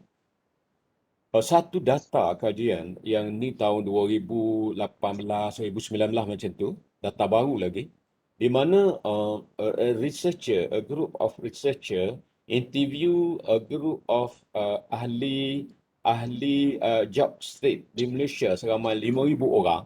So dia buat interview, apakah kerjaya, bidang kerjaya yang maknanya yang laku, yang diperlukan. Kan? Yang pertama, orang dalam bidang teknologi maklumat. Teknologi maklumat. Yang kedua, perbankan. Yang ketiga, perkilangan. Kan? Jadi semua analisis data yang dibuat daripada 5,000 responden dalam kajian itu bersetuju bahawa kerjaya dalam bidang teknologi maklumat sangat diperlukan. So sebelah kanan saya ni, yang ada cursor ni, bidang-bidang. Misal kata satu ni, apa teknologi maklumat? Satu ialah orang tu berupaya membangun aplikasi Android, jurutera IT dan pentadbir sistem. Ini berkaitan dengan teknologi maklumat. Jadi please lah, saya nak beritahu bahawa kita jangan aims kepada government servant sahaja. At the moment, jawatan dalam sektor kerajaan amat limited. Very limited. And at the same time, so many applicants to apply in government sectors, in public sector. So they have to choose yang seperti pilih atas berah. Pilih yang betul-betul. Jadi kalau kita ada knowledge dalam teknologi maklumat, kita boleh kembangkan kerjaya kita dalam bidang ini. So saya dedahkan perkara ini kepada anak-anak supaya kita tidak terikat sangat dengan senario stereotip nak kerja dengan kerajaan. Ya? Bukanlah bermakna teknologi maklumat ni tidak ada jabatan kerajaan, bahkan semakin banyak digunakan. Jadi orang yang teknologi maklumat boleh pergi government, at the same time pergi kepada private sectors. Yang kedua, perbankan. Apa bidang perbankan? Baik, ni nombor 3, nombor 3. Perundi unit amanah, pegawai urus niaga saham, penasihat perancang keuangan dan pengurus cawangan. Ini antara jawatan-jawatan di bawah sektor perbankan. Dan yang ketiga ialah perkilangan. Ni, pakar pembuatan, perancang pengeluaran, pegawai kesihatan keselamatan alam sekitar serta pengurus kilang banyak ditawarkan. Ya. Dan nombor 4, pekerjaan yang bakal mengambil alih pasaran pula adalah jenis kerja berasaskan teknologi kecerdasan buatan AI yang sibuk kerajaan nak promosi sekarang ni. Berkaitan dengan digital, berkaitan dengan robotik dan berkaitan dengan teknologi baru. Jadi ini merupakan panduan kepada anak-anak bila masuk universiti, bila nak pilih kursus nanti, ini ada peluang lagi untuk kita membuat pindaan kursus dan sebagainya. Tolong tengok manakah lain yang sesuai dengan minat kita. Okay? Dan sikit lagi berkaitan dengan kerjaya juga. Yang slide 2 akhir ni saya simpan untuk soalan akhir. Baik, satu kajian yang dilakukan oleh World Economic Forum 2018. Dia meramalkan ada 10 kerja yang bakal pupus secara beransur-ansur. Kerana apa bakal pupus? Kerana kerja-kerja ini telah diambil alih oleh teknologi maklumat. Dan perlu diberitahu bahawa kerja ini bukanlah pupus segala sekaligus, tapi dia semakin berkurangan. Dia tak akan pupus terus, don't worry lah. Contohnya accountant ni, jurudi ini, dia memang diperlukan di mana-mana sahaja. Ya, jangan risau nak masuk perakaunan di matrikulasi, teruskan. Sebab selepas keluar artikel ni, satu Presiden Accountant Malaysia memberitahu tentang kedudukan sebenar bahawa kalau ada sistem tu perlu digerakkan oleh manusia yang berkemahiran. Jadi kalau kita tengok kerja-kerja yang bakal terhapus berkaitan kerja pekeranian. That's why orang yang lepas SPM nak minta kerja sebagai kerani sangat very high competition. Very competitive. Because pejabat sekarang di private sectors ataupun government sectors, kita dah fokus kepada penggunaan komputer. So kita akan guna kerani manusia ini secara minimum. Tidak macam dulu lagi. Jadi kalau kita tengok begitu, inilah bentuk-bentuk yang kerja yang akan pupus. Ini dia buat ni seluruh dunia, bukan di Malaysia. Jadi benda ni pun ingat dia tidak akan hapus secara mendadak. Dia akan pergi sikit-sikit ya. Yang ni you boleh tengoklah ya. Baik, kalau itu kerja yang terhapus, apa kerja yang baru? Kerja yang baru ialah pertama, saya nak highlight kerja baru. Pertama, saintis dan analisis data. Ini berkaitan dengan teknologi maklumat tadi. Kemudian AL, ya tadilah, dan pakar pembelajaran mesin, pengurus besar dan operasi, perisian, penganalisis, pembangun aplikasi, profesional pemasaran dan jualan, pakar data, pakar transformasi digital, pakar teknologi baru, pakar pembangunan organisasi, perkhidmatan teknologi maklumat. Kalau you tengok, all these are closely related with technology domain. Teknologi, organisasi, teknologi, digital, data, perisian, penganalisis, kan? Data lagi. So all these are expected ada 10 new job dalam masa akan datang di seluruh dunia. Jadi Malaysia sekarang pun tidak boleh elak daripada perkara-perkara ini. Please ambil ini sebagai ingatan kepada kita. So kalau katalah you tidak minat dalam bidang yang berkaitan dengan teknologi maklumat, tapi you ada cara lain, plan B untuk memastikan you punya knowledge dalam bidang ini tidak ketinggalan. I nak beritahu you bahawa tidak semua orang-orang yang hebat dalam bidang teknologi maklumat ni, dia degree, dia diploma dalam bidang tu. Bahkan dia tak ada basic pun di peringkat awal, tetapi kerana motivation is very high, he explore new dimension of skill supaya dia boleh pergi ke sana ke sini dalam bidang-bidang baru. Jadi saya rasa itulah untuk menjawab soalan ini. dan saya serah kembali kepada moderator dan insya-Allah kita jumpa lagi dalam pusingan yang terakhir. Dipersilakan. Terima kasih pada Prof. Slide-slide Prof tu memang menjawab ketiga-tiga soalan ni. Yang tadi kan ciri-ciri belajar, lepas tu budaya dan cabaran pembelajaran dan juga kerjaya selepas menamatkan pengajian. Terima kasih Prof. Sangat puas hatilah jawapan-jawapan ni, diharapkan para peserta kita yang ada bersama kita mendapat input yang berguna. Saya dapati ada 2 soalan kat sini. Saya dah share dekat grup kita, jadi saya tengok dulu Saya rasa ini sesuai untuk Tuan Haji Kasim. Saya buka balik. Sekejap. Tuan Haji Kasim. Yang pertama tu untuk Tuan Haji Kasim dulu. Sekejap ya. Ni. Assalamualaikum. Jika anak saya tak layak untuk mohon matrikulasi sains, boleh ke mohon untuk jurusan sains? Buka. Okey. Okey, terima kasih. Boleh tengok boleh kita pergi kepada slide saya tak? Ada tentang tentang syarat kelayakan minimum yang perlu dicapai oleh setiap pelajar. Tapi sementara tu saya nak maklumkan bahawa sebelum tu dia awal-awal tentang syarat kelayakan minimum. Okey, yang ini bawah balik. Lepas bawah lagi. Bawah lagi. Bawah. Terlepas tadi. Oh, terlepas. Okey. Selepas jurusan dia ada syarat kelayakan minimum.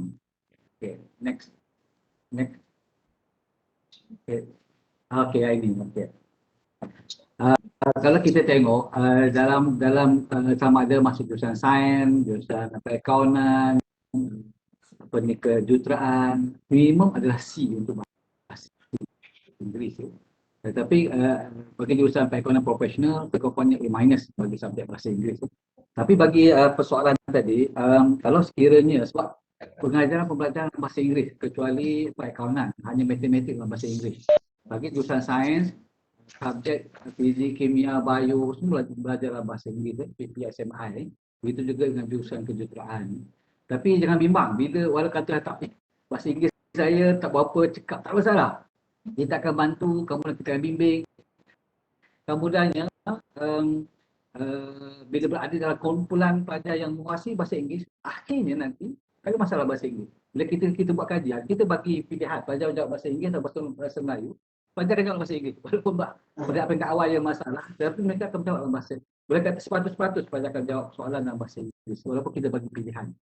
Tetapi bagi menjawab persoalan tadi, katalah bahasa Inggeris dia dapat D, tak melepaskan minimum. Tapi tidak benar-benar kalau bagi pelajar yang tidak layak, mungkin dia punya bukan bahasa Inggeris, soalan lain. Kalau sekiranya tak layak, masuk katalah matematik tambahan dia nak masuk sains, matematik tambahan dia dapat D. Fizik, kimia, bio dia dapat D. Okey, adakah dia layak untuk mohon ke jurusan sains? Mohon. Sebenarnya untuk tahun ni, mungkin tahun yang terakhir, kita masih lagi mewujudkan program jurusan sains 4 semester. Jadi pelajar-pelajar yang ini kita ambil, tapi jumlah dia tak ramai. Kita akan ambil pelajar-pelajar yang terletak lepas syarat minimum ini. Kita bagi mereka peluang selama 2 tahun untuk menguasai subjek berkenaan. Untuk tahun pertama kita polish balik. Ya, polish matematik dia, polish fizik dia, polish kimia dia, polish bio dia. Kemudian nanti dah setahun dia dah polish, tahun yang kedua dia akan bersama dengan pelajar-pelajar lain untuk mengikuti pengajian fast-track 1 tahun. Ya, jadi insyaAllah bagi pelajar-pelajar dia ada peluang, cuma mungkin mereka terpaksa bersaing lah di kalangan pelajar-pelajar untuk mendapat tempat yang mungkin agak terhad lah. Minta maaf, tadi saya baca WhatsApp yang moderator tadi ada yang tanya bahasa Inggeris kan. Saya dah jawab yang tadi saya jawab tadi, maknanya tak ada masalah.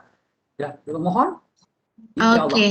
Mungkin Okey. anak Wan ada peluang untuk ke program 2 tahun. Yes.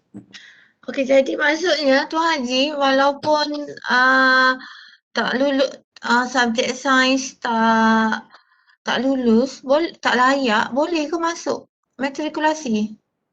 Dia jangan fail je. Kalau kata Oh, dia jangan dapat D, fail. dapat D, Oh, tetapi mereka terpaksa bersaing sebab kami core kami adalah pada bersaing. program 1 tahun. Cuma kami ada satu ruang, untuk kita sediakan bagi pelajar-pelajar yang program 2 tahun, 4 semester. Sepatutnya kami dah gugurkan pada tahun ini. Tapi oleh Oh, kerana okey. ambil kira isu-isu tentang uh, masalah COVID dan sebagainya kan. Ya, Jadi ya. kami pertimbangkan juga supaya program 2 tahun akan dilaksanakan juga pada sesi ini. Mungkin last sesi lah yang akan disediakan. Okey. Terima kasih pada Tuan Haji. Seterusnya ada lagi satu soalan daripada Adham ni. Saya tak pasti dia ni pelajar ke atau ayah kepada pelajar tu. Jadi dia tanya, saya punya result ni bahasa Inggeris tak kredit macam mana tapi nak masuk USM dalam diploma kejururawatan. Mungkin pada Dr. Zarawi, Prof. Zarawi. Saya share di sini, nampak ke?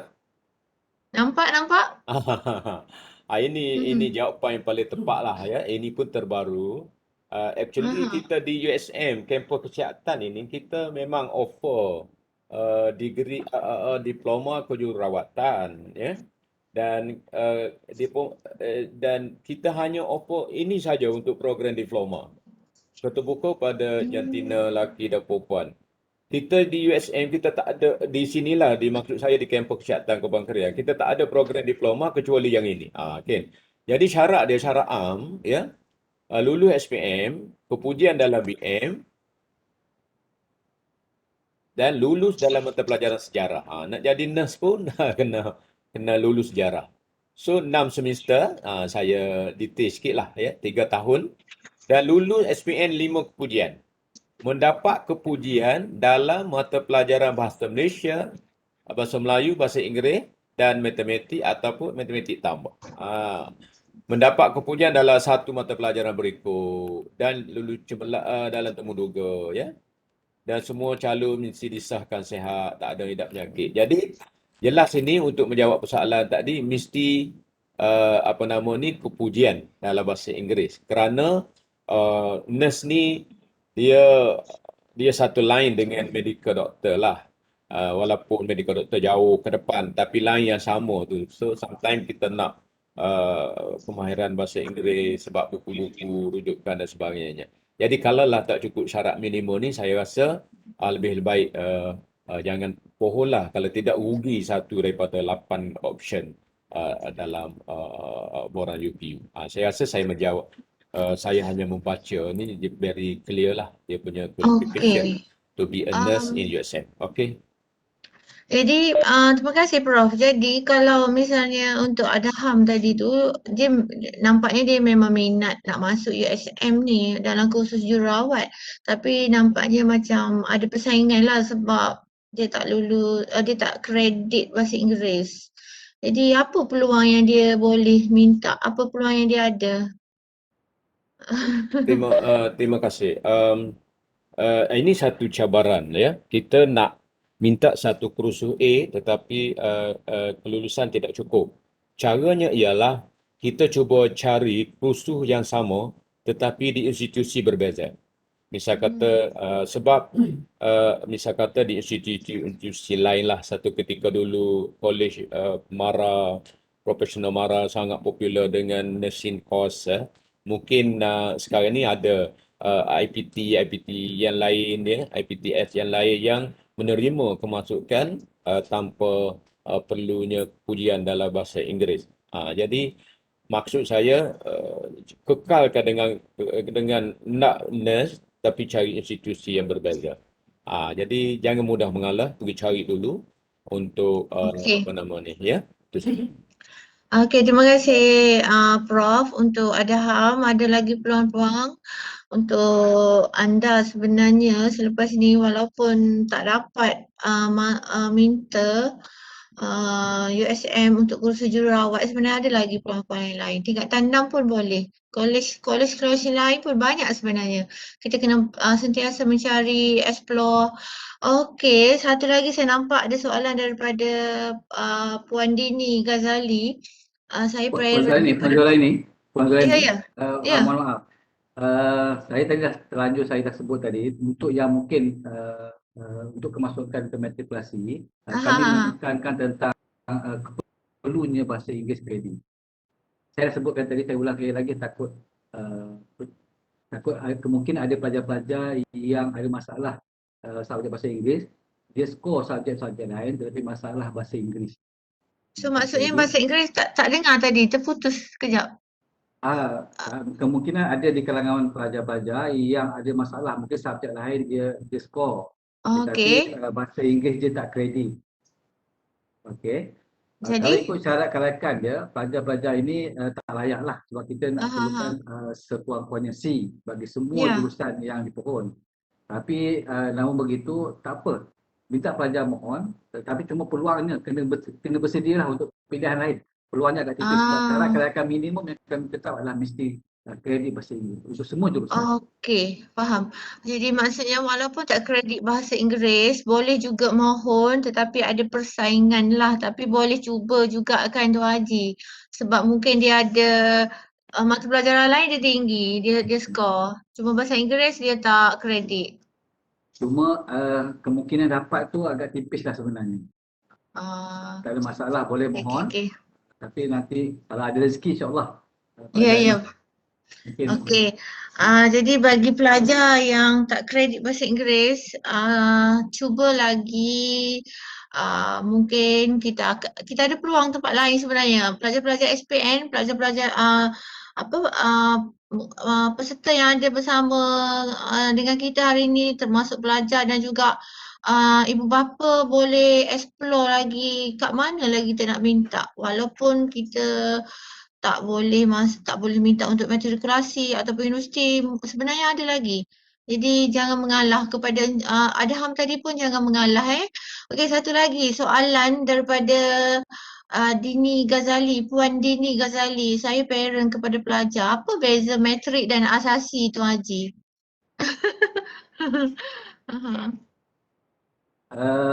saya sebenarnya saya cuba kalau boleh tak nak sentuh tentang asasi sebab saya tak maulah kan. Saya hanya fokus kepada program matrikulasi lah. Tapi sebagai parent saya pun ada anak kan.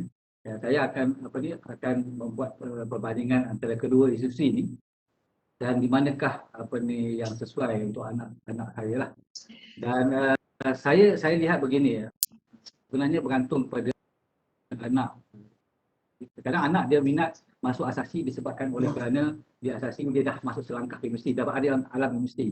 Sedangkan matrikulasi ini adalah satu program pra-universiti, transisi. Dan sebenarnya kami kami wujudkan di matrikulasi adalah satu program membudayakan pelajar supaya tak terkejut. Kita budayakan pelajar maknanya ada sedikit kawalan berwarna dengan universiti. Kami ada sedikit kawalan dan juga bimbingan yang secara rapat dengan pelajar sebab di matrik nantilah akan menentukan bahawa apakah fakulti yang pelajar akan dapat, apakah kerjaya yang akan berdapat. Lepas tu kami agak lebih rapat berbanding dengan mungkin universiti agak lebih terbuka lah. Jadi kalau sekiranya macam saya akan tengok anak saya. Kalau anak saya yang disiplin diri, yang boleh urus diri dan sebagainya, saya akan serah kepada dia buat pilihan nak masuk asasi ataupun masuk matrikulasi. Sebab selepas habis tamat universiti dia akan masuk dalam bakul yang sama untuk dapatkan untuk bersaing untuk mendapatkan tempat. Bukan maknanya masuk asasi ini akan masuk universiti, wajib masuk universiti. Bukan. Dia akan masuk dalam bakul yang sama dan akan bersaing sama dengan pelajar-pelajar matrikulasi. Kalau anak saya tengok dia dia perlu ada sedikit nasihat, kangan ada sedikit nasihat, ada sedikit bantuan dan sebagainya, saya akan fokus kepada anak saya masuk ke program matrikulasi. Program matrikulasi ni kita macam cikgu usaha sekolah. Kalau sekolah kan macam mana kita nak pastikan anak kita berjaya dengan kelasnya, bagi tuitionnya, Sebab inilah akan menentukan masa depan pelajar. Jadi sebab kami tak akan lepas pelajar berkenan. Lepas nanti insya-Allah masa di universiti mungkin dah boleh matang berfikiran lebih baik, mungkin boleh boleh menentukan pilihan dia. Tetapi dari segi subjek hampir sama sebab kami bergerak bersama dengan universiti dalam membina kurikulum.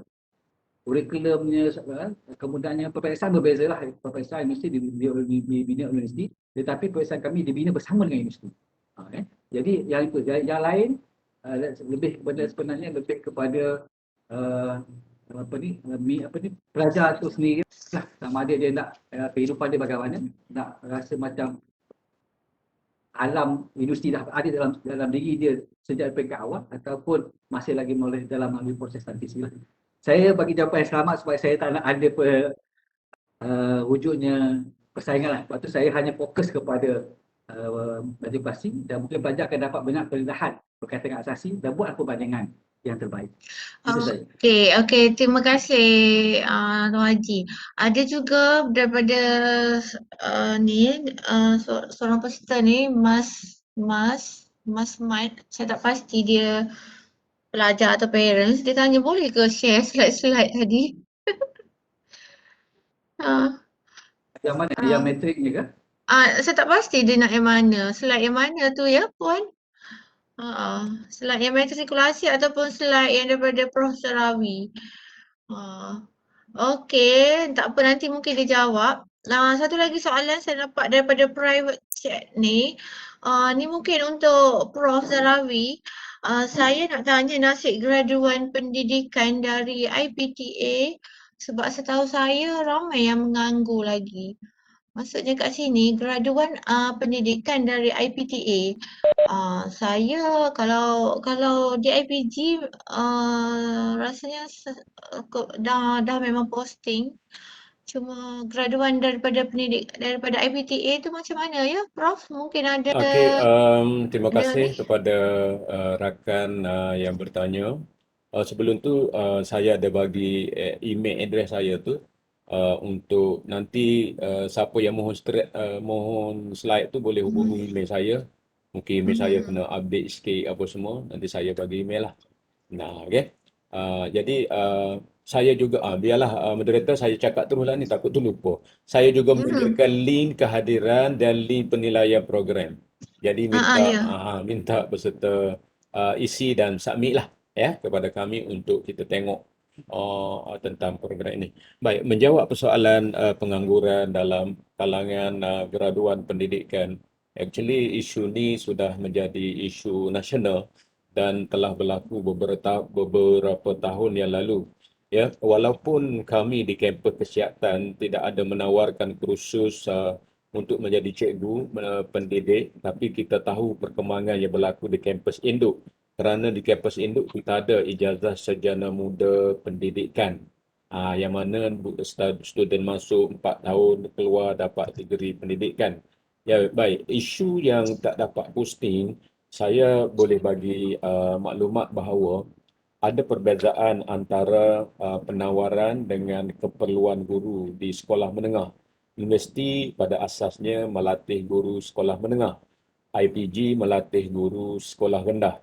Beza antara universiti dengan IPG ialah universiti mengambil pelajar tidak berdasarkan unjuran yang ditetapkan oleh KPN. Bukan salah universiti, kerana universiti mempunyai kepakaran tenaga yang cukup.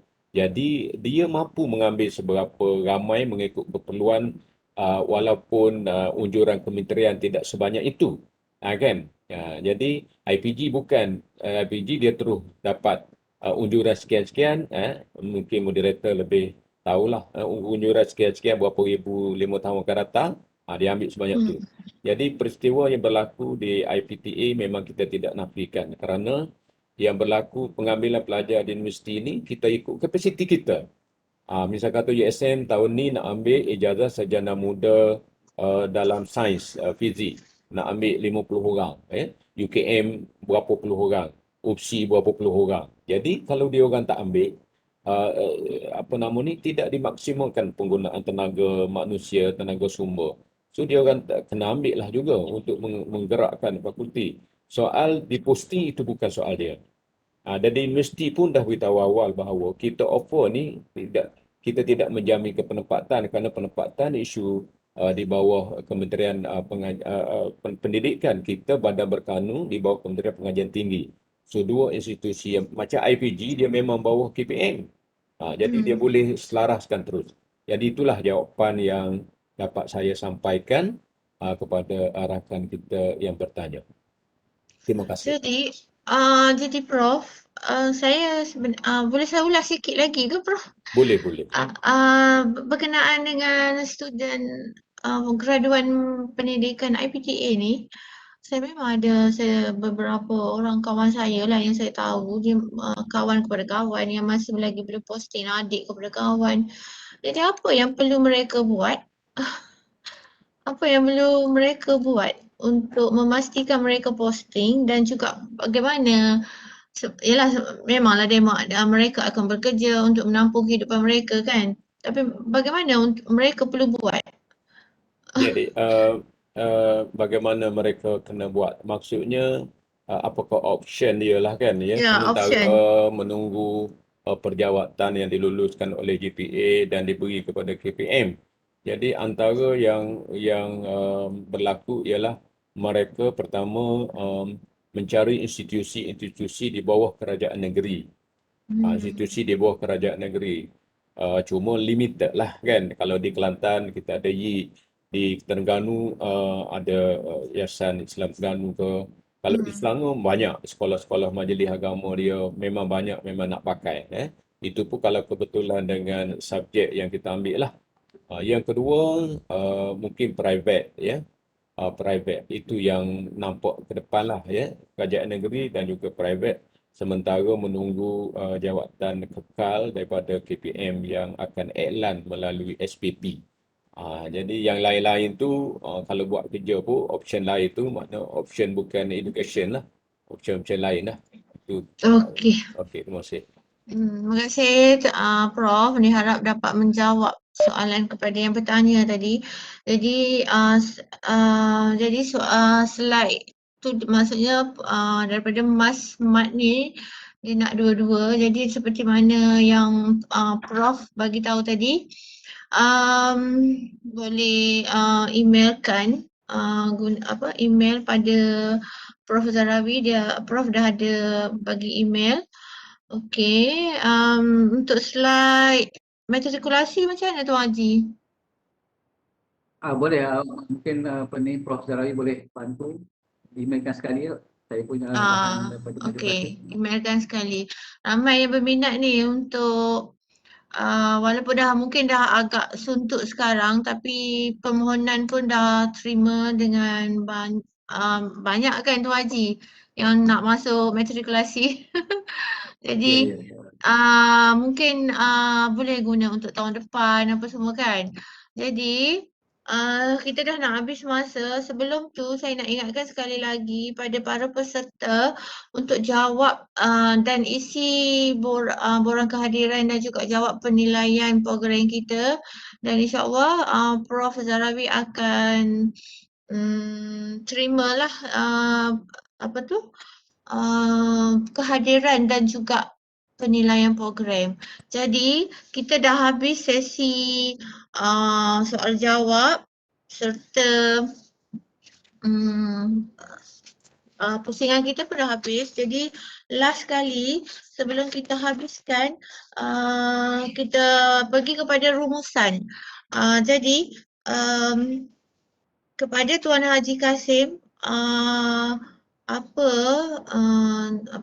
kata-kata azimat, nasihat, panduan untuk peserta yang ada bersama dengan kita. Dipersilakan Tuan. Tak dengar Tuan? Assalamualaikum warahmatullahi wabarakatuh. Pertamanya terima kasihlah kepada pihak USM kerana memberikan ruang kepada saya untuk banyak mempromosikan. Saya banyak fokus kepada mempromosikan program advokasi. Seperti yang kata dimaklumkan oleh Profesor tadi, anak-anak tuan-tuan mungkin ada banyak pilihan, jadi pilihlah yang terbaik. Namun begitu bagi kami kami mengharapkanlah, kerana kami ini daripada program meritokrasi, kami mengharapkan bahawa program meritokrasi sebagai pilihan anak-anak sekalian, jadikanlah program meritokrasi sebagai pilihan utama lah, yang pertama, dan masuklah ke program kami. Dan insyaAllah kami memang menanti-nantikan semua anak pelajar di program meritokrasi, dan jadikanlah kami sebagai sebahagian daripada kebanggaan kami. InsyaAllah kami akan berusaha untuk memastikan anak pelajar yang masuk dalam sistem kami berjaya mendapat tempat di universiti dan dapat bidang-bidang yang diminati, dan seterusnya mengikuti kerjaya yang akan yang diminati oleh pelajar.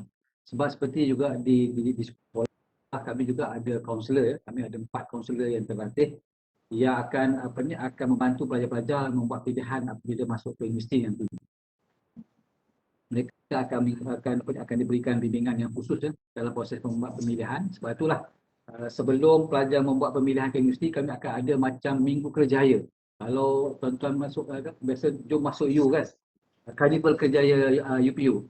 Jom Karnival Kerjaya kami akan buat di setiap kolej meritokrasi. Semua universiti akan berkampung di kolej kami dan akan memberikan maklumat terperinci secara khusus kepada pelajar-pelajar kami tanpa melibatkan orang luar, dan dibantu oleh pihak kaunselor untuk memastikan bahawa pilihan pelajar itu sesuai dengan minat dia, dengan pencapaian akademik dan sebagainya.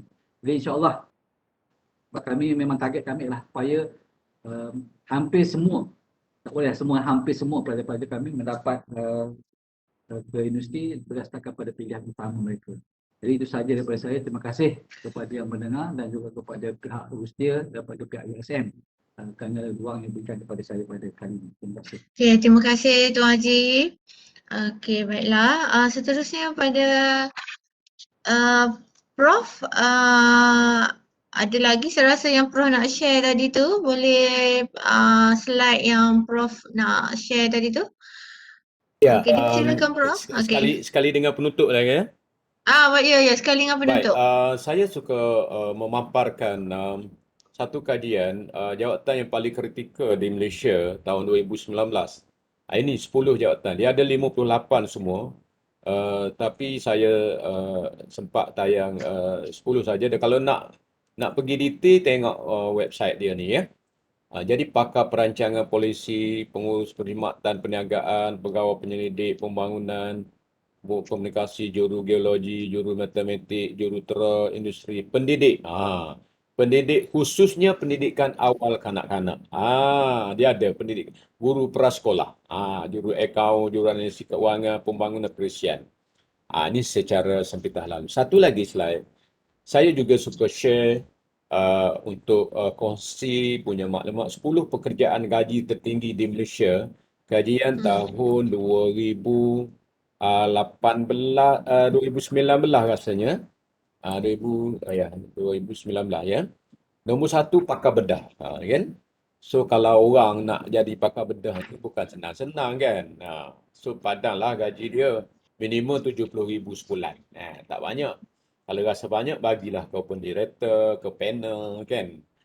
Ketua pegawai keuangan 55 hingga 60. Pengarah pemasaran 55. Penyelidik klinikal. Broker harta tanah 50,000. Penyelidik klinikal 52,000. Pengarah pengurusan risiko berkaitan dengan insurans dan sebagainya. Pengarah strategi 30,000. Juru terbang 29,000 lebih. Pengarah hikmat guaman 29,000 lebih. Pengurus khidmat elektrik dan gas 27,000.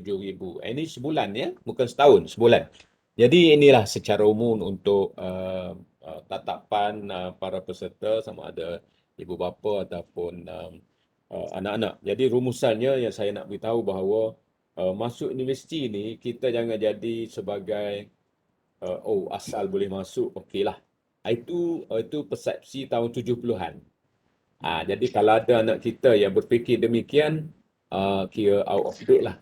Yang kedua saya nak beritahu, kalau you cenderung kepada mekanik hands on, kerja-kerja tangan, kemahiran, please pergi kepada kerja tangan.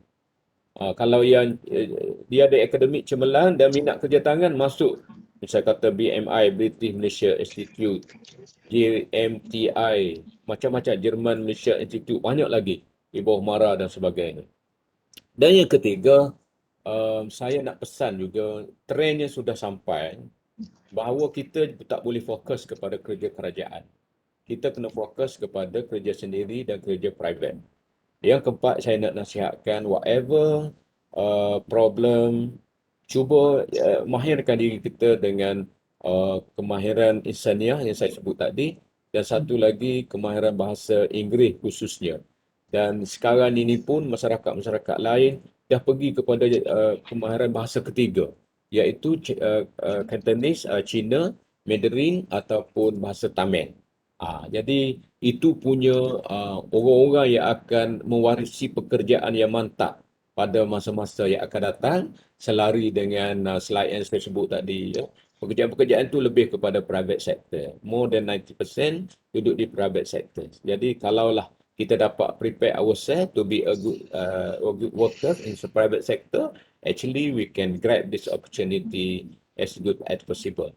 So ada 3-4 rumusan yang saya dapat nyatakan di bahagian akhir perbualan pembentangan saya ini, dan akhir sekali saya doakan supaya majlis ini menjadi sebahagian daripada amal ibadat kita, dan juga mendoakan supaya anak-anak dapatlah tempat yang dipilih berdasarkan tips-tips generatif yang kita bincang sekejap tadi. Saya rasa itulah untuk rumusan, kerana masa pun kita jangka 11.30 dah berkurang. Tapi kita start lewat tadi kan. Ada masalah internet sikit. Okay. So saya kembali semula kepada moderator, dan saya mohon maaf lah kepada rakan-rakan para ibu bapa, anak-anak di luar sana, dan juga panel. Saya ucap terima kasih banyak kerana dengan cepat menerima pelawaan kami, walaupun dalam masa seminggu je kami jemput, dan insyaAllah kita akan buat lagi pada siri-siri yang akan datang. Wallahualam. Assalamualaikum warahmatullahi wabarakatuh. Okay, terima kasih pada Prof dan juga Tuan Haji di atas segala informasi, segala ilmu, segala kata-kata nasihat, panduan kepada kita semua. Jadi, akhir kata dari saya sebagai moderator, saya pun ingin mengucapkan terima kasih pada Prof di atas jemputan sebagai moderator pada hari ini. Jutaan terima kasih juga saya pada para peserta kita yang hadir pada hari ini. Terima kasih Buat banyak topik kerana ramah ni. apa dia? Tak. Teruskan. Terima kasih pada semua peserta di luar sana yang sama-sama sempat hadir pada hari Sabtu ni. Sebenarnya banyak sangat informasi yang berguna untuk saya juga. Jadi setinggi ucapan terima kasih pada semua yang hadir pada hari ini, dan insya-Allah kita akan kembali semula untuk tajuk yang lain pula, iaitu khidmat program khidmat komuniti Jabatan Pendidikan Perubatan kampus HUSM yang dikendalikan oleh Profesor Dr. Muhammad Zarawi bin Makno. Jadi sebenarnya Profesor dengan Tuan Haji ni sangat banyak pengalaman ni. Orang kuat semua ni. Jadi kalau misalnya nak berhubung dengan dia, kontaklah USM, kontaklah matrikulasi. Okey, jadi di akhir kata kita akhiri berbicara ini dengan tasbih kafarah dan surah Al-As. Mohon maaf sekiranya ada kesilapan daripada saya sebagai moderator pada hari ini. InsyaAllah kita jumpa lagi. Assalamualaikum. Waalaikumsalam warahmatullahi taala wabarakatuh. Okay, ambil gambar satu lagi. Okey. Okay. Sin, kau nak ambil gambar ke? Ambil Okay, saya ambil gambar lah. 1, 2, 3. Alamak. Prof, saya nak tanya kenapa partisipan kita tak dapat tengok? Saya duduk godek-godek kita punya ni. Kita tak dapat tengok, kita hanya dapat tengok chat mereka je. Memang kita set gitu. Kita set supaya dia tidak ganggu dari segi suara ke apa, dia hanya boleh tanya je. Boleh. Dia boleh set. So terima kasih banyaklah kepada Sim, kau dan juga moderator Rasanya tak Ah, ada halangan Okey untuk ke? sorry berhenti lah. kat awal. Okey, bagus. Jadi, sorry lah saya hari inilah kesempatan ni nak promote lah. Saya tak nak apa lah. Sebab sorry lah. Tak apa Sorry bro, lah. Tuan Okey, dah Haji. tu betul dah tu. Ah, Betul dah. 30,000 kan? Ada kerja kosong ke Tuan Haji? Dekat sana Apa ni? kaunselor. Kaunselor memang kami perlukan. Sudah. Kami perlukan banyak Tapi kekosongan di Terengganu tak kaunselor. ada. Tadi Terengganu tak tak ada. ada. Tak ada. Kadang-kadang tak ada. Dia buat PhD, dia dapat scholarship dan boleh pergilah ke matrik kan. Ya. Tapi tak Tapi apa ni permohonan oleh kerana permohonan nanti kalau Ni peserta ada ke tak ni? Takut peserta dengar ni. peserta ada lagi ni. Ada lagi. Tak ada dah. Tak ada dah. Dia apa ni 44 lah minimum. Gini, Sim, kaunselor tak no point. Minta jadi lecturer lah. Sebab dia akan dapat PhD tu. Oh.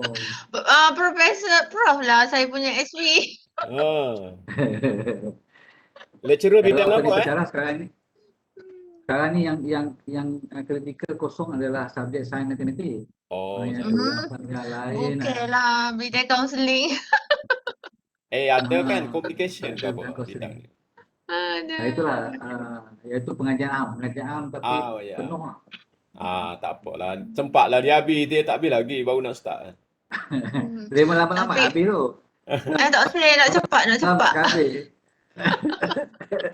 Nak cepat dah ni dah rasa wah walaupun baru je tahun ni tapi nak habis cepat. InsyaAllah. Ni bro, ni kawan-kawan saya macam ramai nak join ni tapi sebab Webex dia pun tak biasa lah bro. Alalah pula dah apa-apanya dah download je lah, install tengok Tuan Kasim. You boleh saya buat, bagi tahu. orang tak boleh buat. Saya mulakan dengan download tadi. Baru dapat. Saya pun download juga kan memang selama ni kita memang Webex kan kelas-kelas kita sebelum ni tapi tak tahulah depa. Saya buat Webex sebab saya standby ramai tapi kalau gapo dia orang luar nak Google Meet lah. Tak, dia tak ada lah kata nak Google Meet tapi macam dia tak biasa dengan Webex ni nak kena install semua. Tapi GM pun dulu pun install juga kan. Mula-mula kot. Tapi Google Meet tak payah install dah. Dia install juga. install. Install dengan email juga. Tak apalah. Kalau boleh ni. Tak apa. Ni Dr. Zawi. Yang kita tadi dirakam ke? Tadi rakam tu kita letakkan dalam Facebook. Ada rakam. Diperluaskan, diperbanyakkan kan. Boleh perluaskan dalam Facebook.